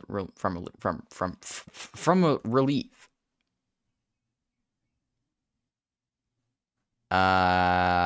Is there any source of audio that I'm not getting? Okay, never mind. A familiar man was slumping against what must have been an invisible wall. It was Milo, all right, and a wide but somewhat strained smile stretched across his face. Milo, Don exclaimed. Finally got the strength to access this place. Milo looked up and locked eyes with his apprentice. Even by his usual standards, he looked awful. Dirt and grime and tattered clothes covered his body, and a massive bruise covered his face, right where that guard had struck him.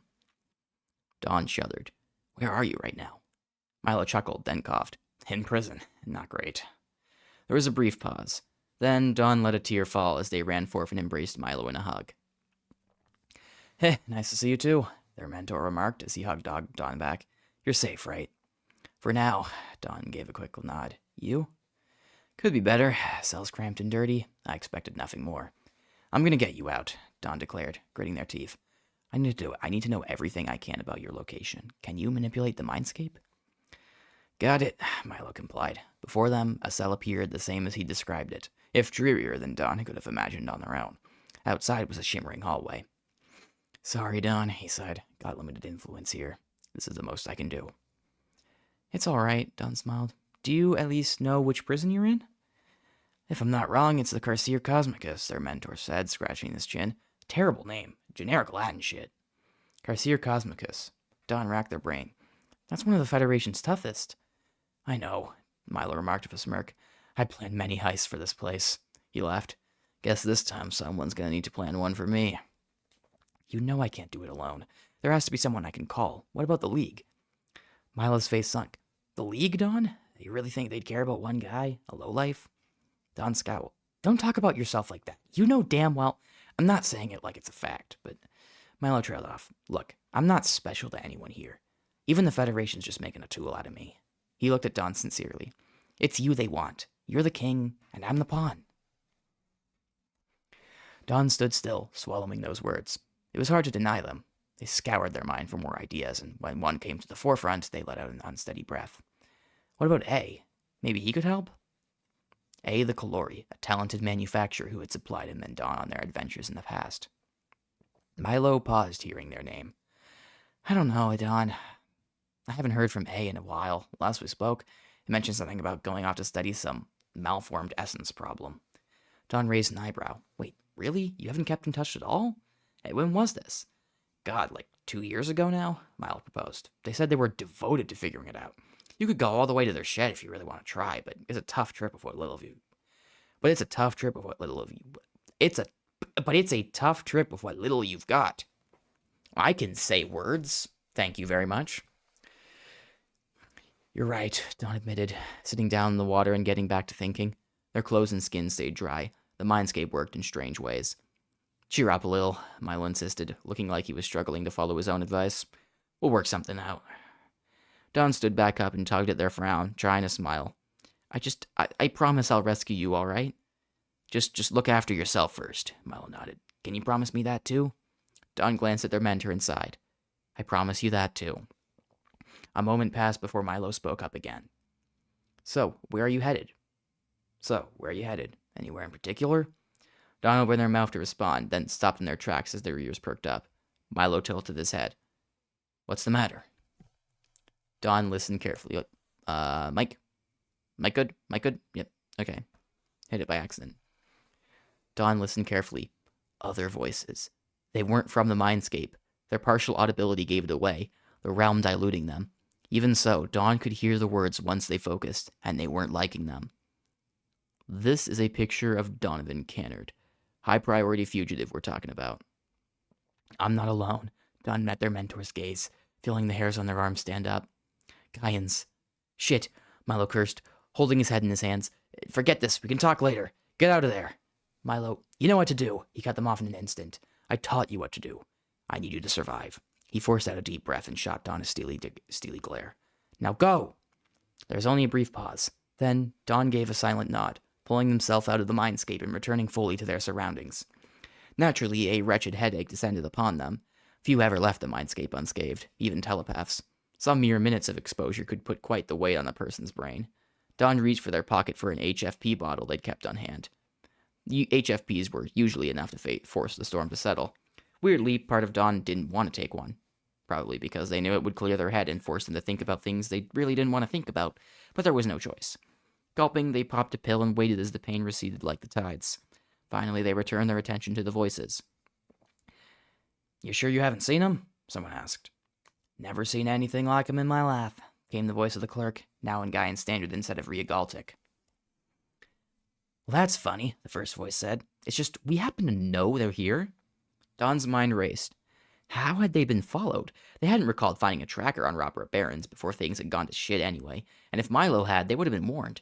Had Hyde put one on the ship back on Vateros A? And just how do you know that, if I may ask?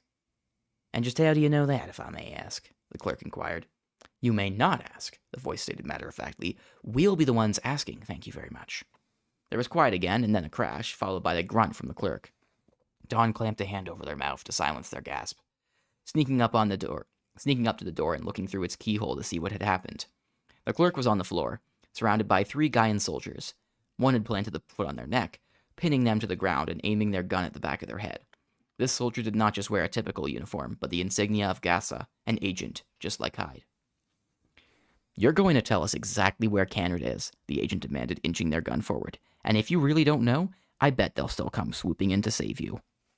Dawn's heartbeat quickened rapidly, but not only because the sight was so horrific, but because they knew the agent was right. Even if Dawn found a way out of the building, they couldn't abandon the clerk. They stepped back from the keyhole and glanced at their waist, resting their hand on the gun they'd kept at their holster. It wasn't much, just a pistol, but they hoped it would be enough. It had been uncomfortable to sleep with, like all their equipment, but comfort had to be sacrificed in times like these. Dawn began hearing footsteps, then sounds of people rummaging through the store. The soldiers were on the prowl. Better not waste any time, they thought, making sure their essence shield was active and reaching for the doorknob, turning it slowly. They only hesitated a split second before shoving the door right open and raising their pistol, aiming right for the Gassa agent's own gun. The agent's pupil flicked up to meet Dawn's eyes, but not in time for them to do anything. Dawn had already fired, but the bullet streaking through the air and hitting the barrel of their gun, disabling it. The agent grimaced. The other soldiers picked up on what was happening, aiming and firing at Dawn. They dove behind a shelf, their shield forming and blocking the few bullets that landed. They knew that thing had limited energy, so they had to be careful. Dawn crouched, raising their head just enough to see. Immediately a soldier fired at them, and Dawn retaliated, shooting them in the forehead. The soldier fell to the ground, dead, as Dawn ducked behind the shelf once more. "Damn it," the gas agent shouted. "No headshots! I repeat, no headshots! We don't want to kill them, just drain their shield!" Dawn crawled around the shelf, hoping to take a peek at their enemies without being noticed. A chorus of gunshots went off the next moment, and they whirled around to see that the second soldier had followed them from behind and unloaded their assault rifle at them. Dawn scooched into the wall, eyes going wide, knowing they had limited time to act. As fast as they could, they raised their gun and hit the soldier right between the eyes, killing them instantly. Dawn breathed in and out as the soldier's corpse hit the ground. They weren't a stranger to killing, especially when they were in danger, but it always left a salty taste in their mouth. Slowly, they picked themselves up and prepared to face their last opponent, the agent. "Don't move, or I'll kill this Cyclops over here," which I'm pretty sure qualifies as a slur in this universe. Dawn flinched, turning around to see the Gassa agent holding the clerk at gunpoint, again. They'd taken out a second gun, because of course they had. The clerk looked like they'd tried to put up a fight, and their eyes seemed almost bloodshot. The agent's boot was practically squeezing their neck against the floor, and Dawn could hear them wheezing for air. "Here's what's gonna happen," the agent instructed. "Drop your weapon and disable your shield right now." They smirked, poking the clerk's head with their gun. "Don't try anything with your powers either." Dawn stood still. There weren't many options here. There was water in the convenience store they could manipulate with their essence, considering the many drinks, but that would require them to focus and connect with it, and the agent, whose eyes were as good as burning holes in their skull, would surely notice if they tried. The only water they could manipulate on a moment's notice. There's no other way. Silence hung over the store, briefly. Then, following the pattern they saw in their vision, Dawn formed a wave of water and flung it right at the Gasa agent, knocking them off their feet. Their gun clattered to the floor, and the instant the clerk was free, they stumbled to their feet and kicked it away. Dawn moved to the water to block the agent's eyes as the clerk raised their fist in the air and brought it down upon the scoundrel, striking them and knocking them out in one blow. A few seconds passed, and the agent didn't move. Dawn let out a sigh of relief, only to buckle under their own weight. The consequences of that on-the-spot use of their powers kicked in. Having had no time to connect with any of the nearby water, they had defaulted to taking water from their own body, leaving them horrifically dehydrated and collapsed on the ground. You all right? You all right? The clerk asked, their voice quite raspy itself and barely audible over the ringing in Dawn's ears. In this state, the mindscape's residual effects had struck back with a vengeance, making matters even worse. Still, as the clerk scrambled to them and crouched at their side, their single eye wide with worry, they knew they had to do something if only just to communicate the issue. If they didn't speak now, they would probably faint. Wah, Dawn croaked. Water. I'm feeling them right now, let me tell you. Taking a swig myself. Kalpamoris nodded. Say no more. The clerk dashed to one of the nearby fridges and used what looked like a fingerprint scanner to open it up. They grabbed a bottle of water and ran back to Dawn, unscrewing the cap and pressing it to their lips. Dawn ended up drowning it all in one swig. They were that thirsty. They still weren't feeling much better after the first bottle, but the clerk went back and brought them a second. The cycle repeated until, at last, Dawn was satisfied. They had probably drunk enough water to fill up a small pond, but they no longer felt on the edge of death, which was a plus. Thanks, they said, standing back up. And, sorry about this. I had no idea I was being followed. You're a fugitive, the clerk remarked, raising their unibrow. Their voice was slowly sounding smoother as their throat recovered. Dawn trailed off, wondering if there was any convincing lie they could tell and concluding that there wasn't. Yeah, I am. Mainly for, thievery and stuff. I've been taking money from big companies. The clerk paused, then laughed. As far as I'm concerned, then, you're doing good work. Rigalta knows they need to be humbled a little. Dawn relaxed, glad to know the other wasn't judging them. It was nice not to be seen as an enemy by someone other than Milo and his business partners, even if it was just some random Kalpamoris at a convenience store on an asteroid in the middle of space. They glanced at the dead soldiers and the unconscious Gasa agent, then back at the clerk. If reinforcements spot you here, you'll be an accomplice, which means you need to leave.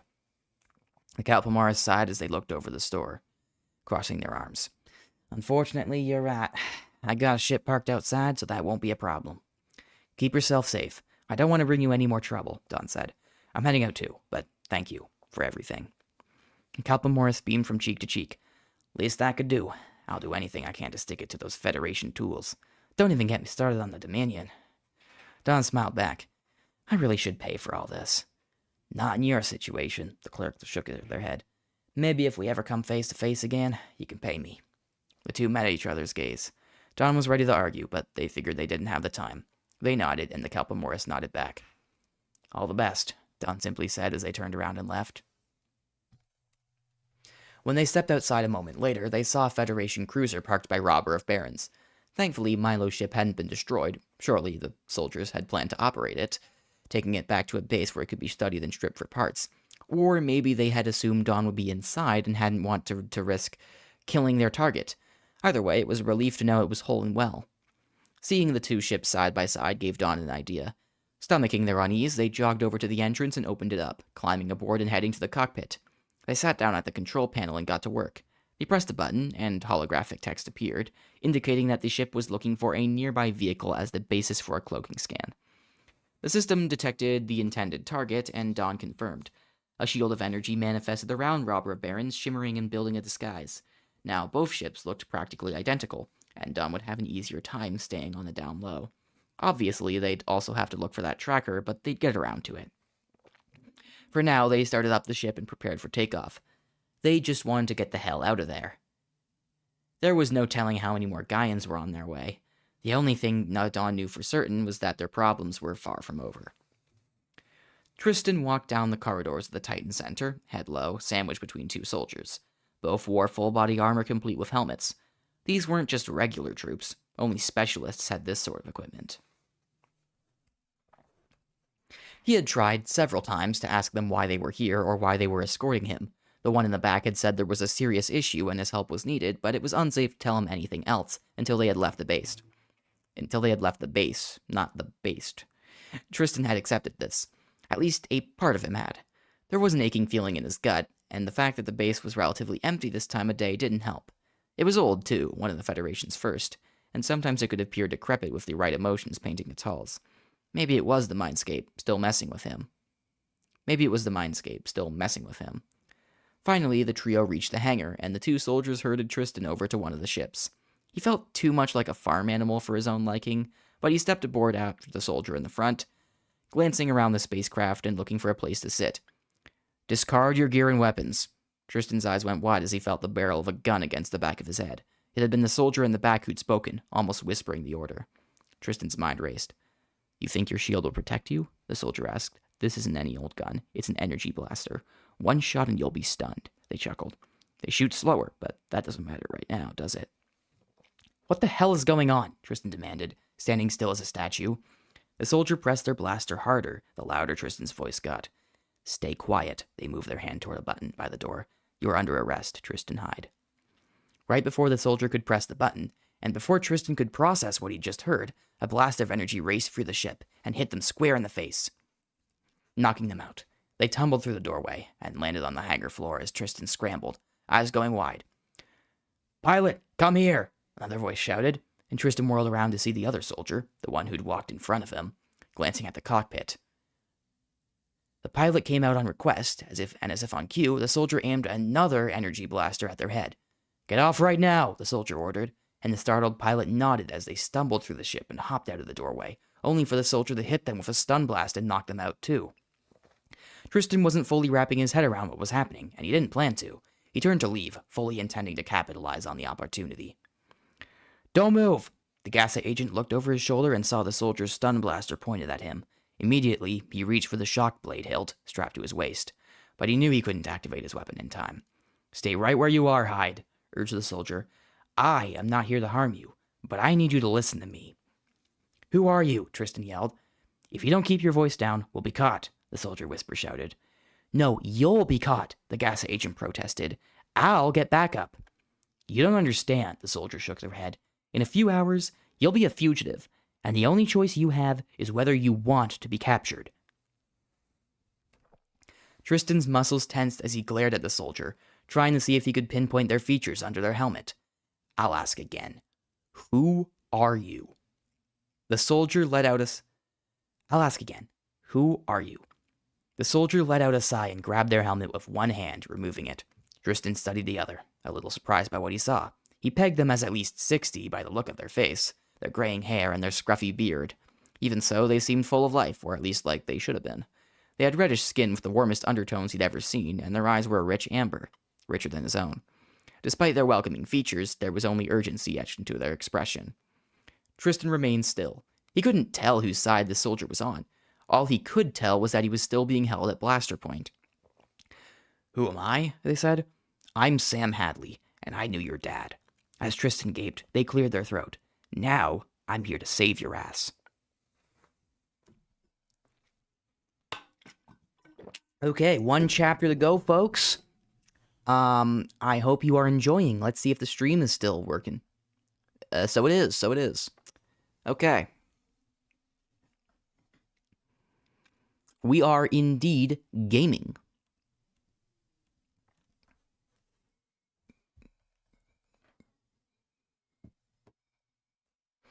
Chapter 5. I think this one is just a long continuous sequence. And I think this is one of the bits I'm most proud of in the entire manuscript. So, I hope you guys enjoy. Excuse me? Tristan asked. He felt like he'd been doused in icy water. There was so much to unpack in what he just heard, and he hadn't the slightest clue where to start. Again and again, he looked over the man before him. Sam Hadley. He had heard that name before, and seen that face before. Hadley was a part of the Prometheus Foundation, one of many terrorist organizations working with the Free Worlds League and the United Republics of Earth. He was no small fish in that pond, with connections to all sorts of troublemakers, spies, hackers, and militants alike, dead set on undermining the Dominion. If Tristan were able to bring him in right now, Gassa would throw him a party. So why, just why, was he saying that he knew his father? You're going to cooperate, and we're going to leave, Hadley insisted. The longer you waste time, the worse it'll be for you. How am I supposed to buy a word you're saying? Tristan demanded. Do you want me to stun you? Hadley asked. Because I'm going to have to stun you if you won't work with me. Tristan glared at the other man. I'll work with you if you explain what the hell you're talking about. Right. Hadley nodded and reached for his wrist, pressing a button and generating a holographic image, showing it to the Gassa agent. Tristan narrowed his eyes, but they shot wide open not even a second later. It was a photograph of two people standing together and smiling. One looked almost like a carbon copy of Tristan, his father, Richard Hyde, different only by his sleeker hair and deep green eyes. And the other was, beyond any doubt, Hadley. How the... Tristan's voice trailed off. Is this fake? Hadley crossed his arms. Real as can be, Hadley. Real as can be, Hyde. Now, would you take a seat so we can talk this out? Tell me what's going on, Tristan grit his teeth. Tell me why... Why we were friends? Hadley asked. That's easy. He was an inside agent, far from a loyalist. Tristan felt himself lurch forward, clenching his fists. You damn liar! I'm telling you the truth. Lucky to ever betray Gaia, Tristan spat. No one's loved humanity more than him. That is precisely why he did betray Gaia, Hyde, Hadley remarked. You have a lot to unlearn. Bullshit, the Gassa agent stepped forth again. All bullshit. You don't know what you're talking about, and you definitely don't know my dad. Hadley grimaced. Can you please quiet down and listen to me? Give me one reason. One. All right, here you go. Hadley reached for his wrist again, reconfiguring his hologram device, so it seemed. Tristan, trying to loosen every muscle in his body to no avail, watched a new scene play out before him. The arrest of suspended Gassa agent Tristan Hyde has been announced by the office of the president following accusations of grand larceny and high treason. It took a moment for the words to sink in, but when they did, it snapped Tristan out of his heightened confusion. Unfortunately, his heightened fear did not do him much better. What the... He was looking at a reporter talking behind a table, the words breaking news flashing overhead. At least, he was for one moment. The next, he was watching footage of an individual covered in armor from head to toe carrying a glowing red object in their left hand. He is also believed to be the mercenary Shroud, working directly under the infamous crime boss, John Glastar. The reporter continued.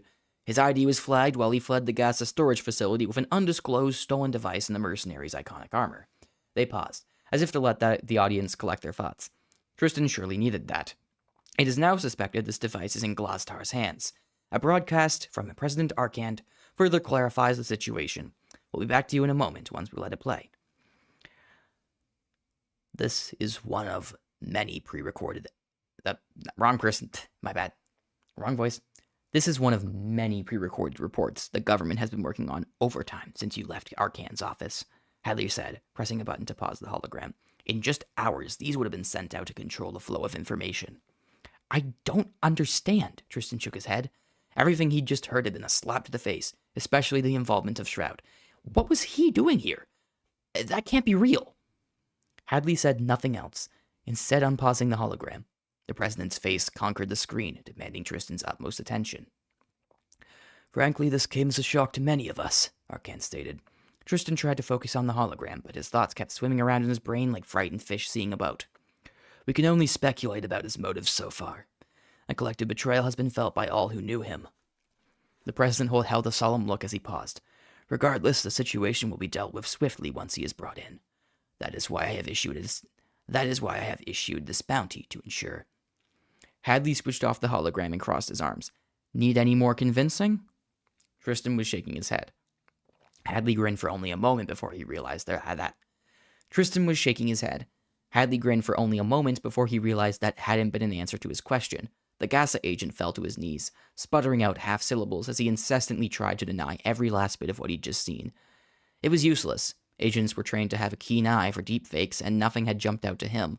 The only other possibility was that this was the work of some sort of illusionist spirit ability, but he knew he was clutching at straws at that point. Everything else aside, Tristan was certain this was real because of Shroud. That beast. He knew the mercenary like the back of his hand, and for all the worst reasons. Even now, the memories of that awful night flooded his mind. Images of his father, unmoving and silent as the armored man stood above, paralyzed him. They were often much more hazy, but not now, not when he had received such a direct reminder. He could not remember the last time they were so vivid. One thing I do want to bring up real quick. Shroud is kind of lifted from like an old Songs of War fanfic I made called Hunter. Just like imagine that Richard Hyde is in the position of Nero's parents from that. Nero Azuris being like the main protagonist. Imagine Nero is in Tristan's place, and then Shroud is just Shroud. Although his secret identity is very different, but that's another question. But yeah, I kind of like reused that villain somewhat. Anyway, Richard Hyde had been a high-ranking Gassa agent in his time, and Johans' best ally, a recipient of the Medal of Eminence too. His success had earned him quite the life until he had poked a sleeping bear all too willing to strike back hard.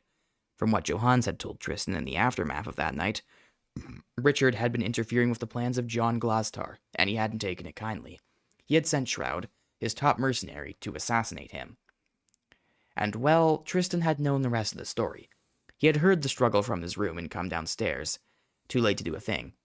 Shroud had still been there by a hair, just about to make his departure. The two had locked eyes, even with Shroud's helmet, and the mercenary had left without giving Tristan any further regard. Perhaps Shroud had felt pity, but most likely not. Tristan hadn't been the target, so why go through the effort of killing him too? Might as well scar him, the scumbag must have thought. Might as well come back to ruin his life again while I'm at it. Listen, Hadley whisper shouted, snapping Tristan back to the present. I didn't want any of this to happen, and I don't like it any more than you. My allies insisted on it. Tristan sighed. Put down the weapon and tell me what's going on. Discard all your gear, Hadley demanded. Tristan blinked, processing the request before shrugging his shoulders. At this point, he didn't want any more trouble with the other. He had to figure out his situation first and foremost. One by one, he tossed away every weapon he had. His shock blade, then the knives, daggers, and guns he kept on him at all times. He took off his armor shortly thereafter, turning back to Hadley and raising his arms. The older man waited a moment before walking up to and turning around to Tristan, pressing a button and closing the doorway before turning back to him. Floor's open for questions. Tristan gulped. What's happening to me? You're being framed for that mercenary's actions, Hadley explained. The Federation plans on arresting you. All right, Tristan held up his hand. I get it. Why is that happening to me? You know something very dangerous, Hadley said, rushing past the younger and heading over to the cockpit. Tristan glanced over. What are you doing? Getting us out of here, Hadley called back. You know about the Jonathan crisis, right? Tristan froze. Yeah, I do. Why? How did Hadley know about that? The spies have been feeding us morsels lately. Hadley beckoned Tristan into the cockpit. The Gassa agent reluctantly complied. There's some serious shit going on, and the Dominion doesn't want anyone to know about it. That's all we've got. Tristan didn't respond. He was too busy thinking back to the encounter he'd had with Fulorin in the Mindscape. Plenty of others had faced tragedy in their lives, but he was certain almost no one had felt such a primal fear as that he'd felt in that moment. He wouldn't wish it on his worst enemy. There wasn't a crime in the multiverse for which it would be a fair punishment. We did know the Chancellor wanted to warn the Gaian President, Hadley continued, fiddling with the controls as the ship started powering up. We were told he planned to reach out through the Mindscape, and since Fulorin loves his schedules. We were told he planned... Let me reread that line. That was a bad read. We were told he planned to reach out through the Mindscape, and since Fulorin loves his schedules. We wanted to intercept it so the League could hear it for themselves, but there was only one way we could do it. Do tell, Tristan said with a grumble, knowing this had to do with him. Not 1 second later, he was thrown off guard as the ship lurched forward, taking off and hurrying out the hangar. Before he knew it, the landscape of Titan filled his vision. There's a spirit bonder among us who can sense the most potent Mindscape transmissions and redirect them, though only to someone close enough to the original target, said Hadley as he piloted the ship over the mountains. Our intel told us the President knew in advance the Chancellor wanted to talk to him, and it was planned for right after you left, while you'd still be in proximity. Our spirit bonder was able to send the transmission off course, so it went to you instead. So you set me up? Tristan demanded, fist shaking as he leaned toward Hadley. The ship jerked to the side as the older man flinched.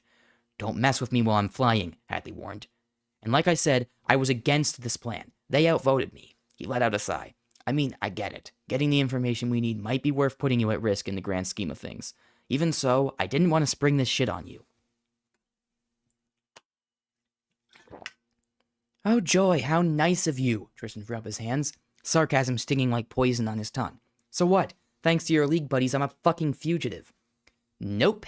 Hadley raised a finger, yanking back a control and flying the ship over a jagged peak. That's the Federation's fault. Your government chose to react this way. We would have tried speaking to you like decent people. Tristan opened his mouth to argue, only for the ship to be blown sideways by a sudden explosion. The Gasa agent stumbled over to the opposite window from where he'd been standing and looked back, catching sight of a fleet of spacecraft from the Titan Center. Many times these flights had prowled for Gaia's enemies, but this time Tristan was on the wrong end of the hunt. Looks like they figured out what was going on, Hadley remarked. That was probably a warning shot, but make no mistake, they will not hesitate to kill you if they must. Tristan had no witty remark, even if he wanted one. Now wasn't the time anyway. He knew exactly how much of a threat it was they were dealing with. Hadley pressed a button on his wristband. Dale, come in, he paused. Yes, there's a problem. I'm going to live update you on my coordinates. Can you get my ship here and power up the dash field stat? Another pause. Great. Best of luck. Who's that? Tristan asked. Just a colleague, Hadley told him. Remote pilot. Now, keep an eye out. Before the older could finish his sentence, another explosion rocked his ship. A second warning shot. All right, they won't knock a third time, said Hadley. Try not to throw up. At that, he turned the ship and made a beeline for a nearby trench, twisting it 90 degrees and ducking in. Tristan had to hold on to the window's ledge with every ounce of strength he had. This cockpit wasn't built for more than one. This hunk of junk doesn't even have cannons, does it? Hadley scowled. It's a transport cruiser, Tristan shouted. What did you expect? Just be glad it has a shield. Believe me, I am. Hadley was weaving the ship through the trench as best he could, trying to get a head start, but Tristan could already see the interceptor spacecraft driving in to follow them, one by one. They were far more agile, and significantly faster. Trying to outpace them in a transport ship was like trying to outpace jets in a passenger plane. There was a chance that in here they could get a clear shot, and if not, they'd still catch up in a minute at most. Any ideas? Asked Hadley. You're the expert on the scumbags. As Tristan racked his brain, the interceptors kept gaining on them. It was almost impossible to weed out any clear thoughts in a situation like this, but he just barely managed. Reverse the tilt, he shouted. The ship's too wide, Hadley yelled back. We'll hit the walls and weaken the shield. We'll also muddy their vision and slip out, Tristan explained. It'll buy us time. Is that worth? Just do it! Trust me! Hadley yanked at the controls, and the ship tilted back. Tristan's stomach lurched. The wings crashed against the edges of the trench, activating the shield and showering the space behind with dust and debris. Hold for 10 seconds, then fly up, Tristan called. Hadley did as requested, keeping up the scheme until the mental clock hit 0. Then he flew the ship up and out of the trench, diving to the side and ducking behind a mountain. Thank God I know the geography here, Tristan breathed out, clutching himself. He heard the interceptors rise from the trench, but the transport was hidden. They had at least some time to plan their next move. Hadley found a cave spanning from one end of the mountain to the other and piloted the ship inside, letting it hover in place to obscure it from view. I disabled the transponder. Is there any way they can still track us?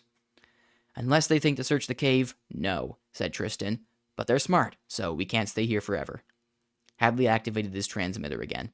Dale, change of plans. You see those Gaian interceptors in the distance? He paused. Good. Right, good. I need you to engage and distract them. Keep the dash field generator on standby. Activate it the moment we're in range. What's your plan? Tristan asked. Wait and see for yourself, Hadley replied, shifting around the ship, just in the cave. Wait and see for yourself, Hadley replied, shifting around the ship in the cave so Tristan could see out the window. They're going to take the bait. It'll give us the chance we need. In the distance, the Gasa agent saw another ship shoot out from a hiding spot. Was that the one Dale was controlling? Hadley must have left it nearby for emergencies while he was infiltrating the Titan Center.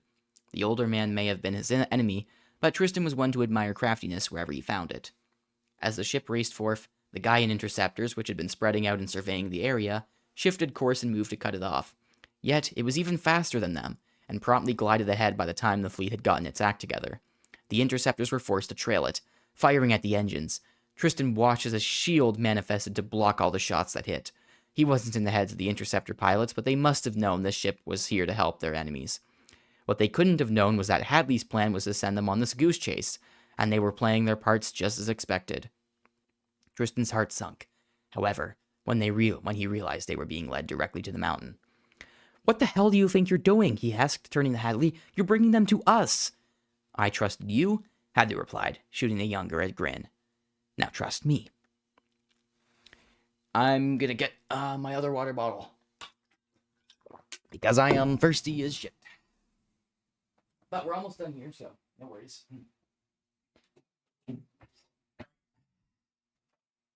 Water. Yep.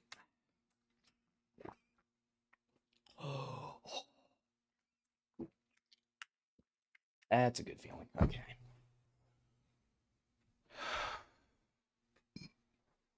Okay. Before, I'm really enjoying this. It's just talking for a while it's a lot. Before anything else could be said, Tristan heard the sound of ships zipping past the mountain. The entire interceptor fleet had skipped over the cave, single-mindedly focused on eliminating their target. Hadley's ears perked up, like he was intently listening to the sounds. At a certain point, he yanked the controls. The transport cruiser shot forward out of the other end of the cave, just in time to fly directly above his ship. "Now!" Hadley shouted, and a dash field extended outward, absorbing both ships. Not a split second later, they were propelled off the surface of Titan, and all Tristan could see outside was the kaleidoscopic mess of colors that was the field's nearby boundary. Dash fields were one of many types of energy fields, powered by essence cores like most of their kind. They worked by farming around objects, creating an enclosed area, and shooting everything inside through space at varying speeds. The transport cruiser was now hovering directly above Hadley's ship within the field, and both spacecraft were impossibly far from the interceptor fleet already. Tristan breathed out a sigh of relief, knowing he was safe, at least as safe as I can be with a terrorist. Hadley pressed a button, then got up from the cockpit and shuffled around the transport until he found a storage compartment and procured 2 oxygen masks. "We're going to my ship." Tristan nodded. Titan's atmosphere, a portion of it was in a dash field now, had no oxygen, so emergency masks like these were sure to come in handy. He took one from Hadley and put it on. Before he knew it, the older had reached for the door and opened it, reaching down and grabbing onto his ship, looking toward a hatch on the roof. Tristan was quick to do the same. Hadley's spacecraft wasn't anything to write home about in the appearance department.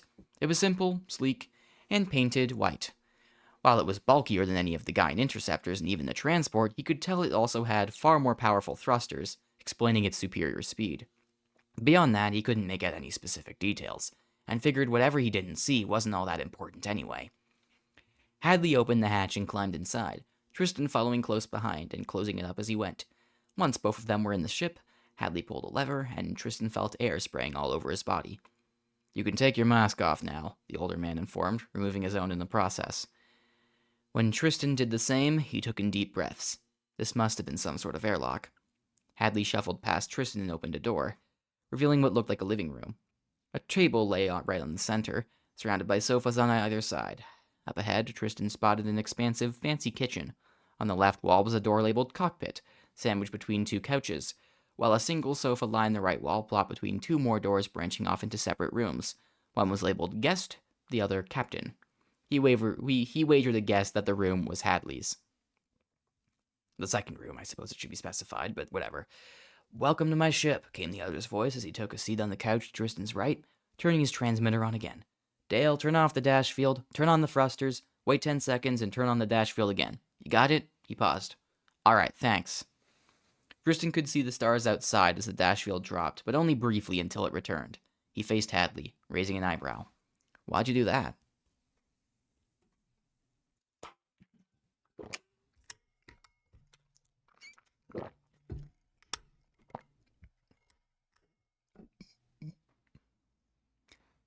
"I turned that cruiser's transponder back on," the older explained. "So we're leaving it in the middle of nowhere and throwing the Gaians off." "Great," remarked Tristan, taking a seat across from Hadley on the far side of the room. "So we're good for now?" "Yep, we are." Silence hung in the air. Tristan almost wished he was still in the life or death situation from minutes ago. Silence hung in the air. Tristan almost wished he was still in the life or death situation from minutes ago, because now that things were calm again, he was forced to confront all the chaos in his own head. "They really want me arrested over this," he shuddered at the thought. Hadley nodded. "Dead if need be." "Well, aren't you just a ray of sunshine?" Tristan leaned back, sinking into the couch. For the record, I still don't like you. I'm well aware. You don't have to like me, Hadley stated. That said, we can help each other. How can you help me? The gas agent, ex-agent now that he was stopping to think about it, asked. I mean, I've got you covered, sure. I can tell you what I know about the Jonathan crisis. He slumped his shoulders and tilted his head. And what are you offering? Money? Money is a weapon of the enemy. We don't like to use it unless we have to, Hadley pointed out. Cool, my question still stands. Hadley folded his hands together and sighed. Well, there are members of your government in conspiracy with Glastar and Shroud. Little else explains how that device was stolen so easily. I'd imagine it was a setup to manufacture consent in the population. He chuckled. Classic, that one. True, that's probably true, Tristan nodded. And we both want those officials taken down, said Hadley. I'd be glad to see any number of fascists go, and you'd be glad to see Shroud's collaborators go, so it's a win-win. Tristan stopped to think.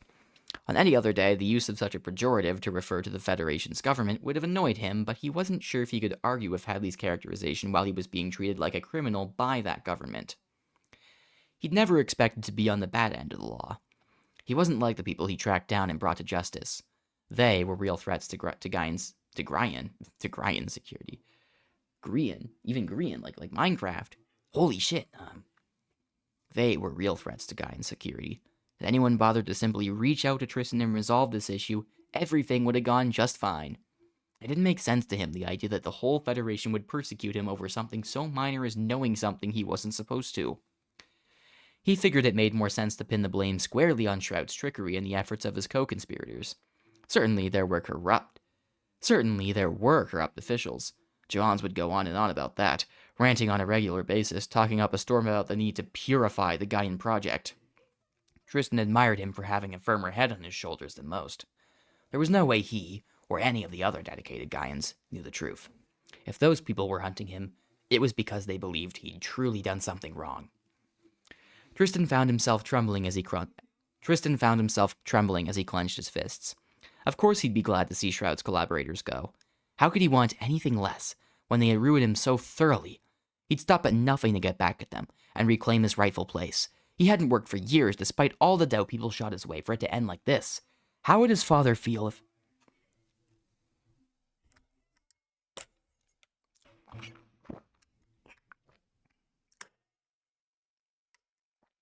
His eyes locked on Hadley. Right, he thought. Hadley had known his father, somehow. They'd even been friends, even more strangely. He had to get to the bottom of that first and foremost. Before I agree to any deal, said Tristan, tell me about you and my dad. Hadley looked away for a moment before shrugging his shoulders. There's not much to it, Hyde. He was an ally and a friend, a League beneficiary, in secret. I don't believe that for a second. You don't want to, the older man pointed out. It won't matter how much evidence I show if you won't even entertain the idea. He crossed his arms. Though trust me when I say, there's loads more. Why would he have supported the League? Tristan probed. Because, Hadley said, quite literally brushing away the question with a hand wave as if the answer was obvious. The Gaian Federation is an authoritarian government which regularly exploits the common people. Richard Hyde saw that and refused to tolerate it. And why did he supposedly think such things? Hadley huffed at Tristan's choice of words. We aren't on the same wavelength here, aren't we? Tristan felt his blood boil. Just why would we be, Hadley? I don't see the point in continuing on this topic right now, the other insisted. I'd like to tell you more, but your bubble needs to pop first. Feel free to start doing research whenever you want, as if you'd like to challenge yourself, so long as you don't use your government's own sources. And once you're willing, come to me again with your questions. Hadley had practically sunken into his couch by the time he was done speaking like a deflated balloon. Whatever, Tristan remarked, just forget it. He could tell he'd get nowhere asking about his parents unless he said what the other wanted to hear, and he was in no mood to do that right now. As for your offer, I can't believe I'm saying this, but I think I'll take you up on it. Hadley piped up again. So you'll work with me to take down everyone involved in this plot? Excellent! He paused. We just need a bit more help, and I know exactly where to find it. Tristan raised an eyebrow. What do you mean? See, there's this other high-profile target I believe you're all too familiar with, and I think we could use their assistance in solving this whole mess. It took a moment for Tristan to actually realize what the other was implying. He blinked several times. His fingers twitched. He grit his teeth and shook his head in complete disbelief. No, you have to be joking. You are not considering that. That's right. Hadley shot him a firm look, a slight grin just beginning to tug at his lip. We're going to find Donovan Cannard.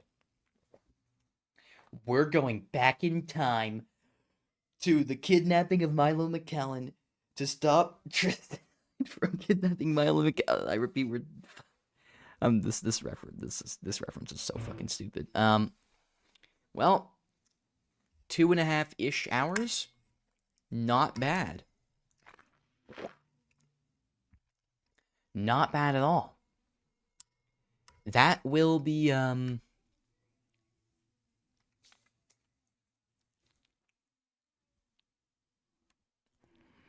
that will be the read aloud. That's effectively the setup for the story, as it were. Looking back at that, there's some things I want to change, like some dialogue that's kind of like awkward a bit. But I'm generally pretty happy with this. I'm happy with what I've done. I'm really glad I was able to write something like this. And of course, there's 20 more chapters, but I'm not getting into those. No, those are going to be in the full book, which I guess I should talk a bit about the release date. So, I wanted the release date to be today, actually, originally, but that didn't pan out because it turned out to be such an intensive process. I pushed the release date back to January 26, 2026, because that date also has sentimental value. It's the 5-year anniversary of the Discord roleplay version of the JC. I think there's a good chance that also isn't going to work out. I might have to go back further. I might have to push further, which I wouldn't like to do because the date has sentimental value, but at the end of the day, if I'm like turning the script into publishers and they're interested and I get a really good deal and the only thing I have to sacrifice is that date, it would be really stupid. It would be really dumb of me to do that. So it really depends on how things pan out. And of course, I also have a lot of other shit to do, and I can't work on the book 24/7, and it might just take a while anyway, and it might just not be done by the date, period. But it really depends on how things go, I think. So right now, hopefully it gets out on January 26, 2026. But temper your expectations a little bit maybe, because I'm not sure it's possible. I'm really not sure. But yeah. With that being said, thank you so much. Thank you so much for listening and tuning in. I appreciate it more than you could possibly know.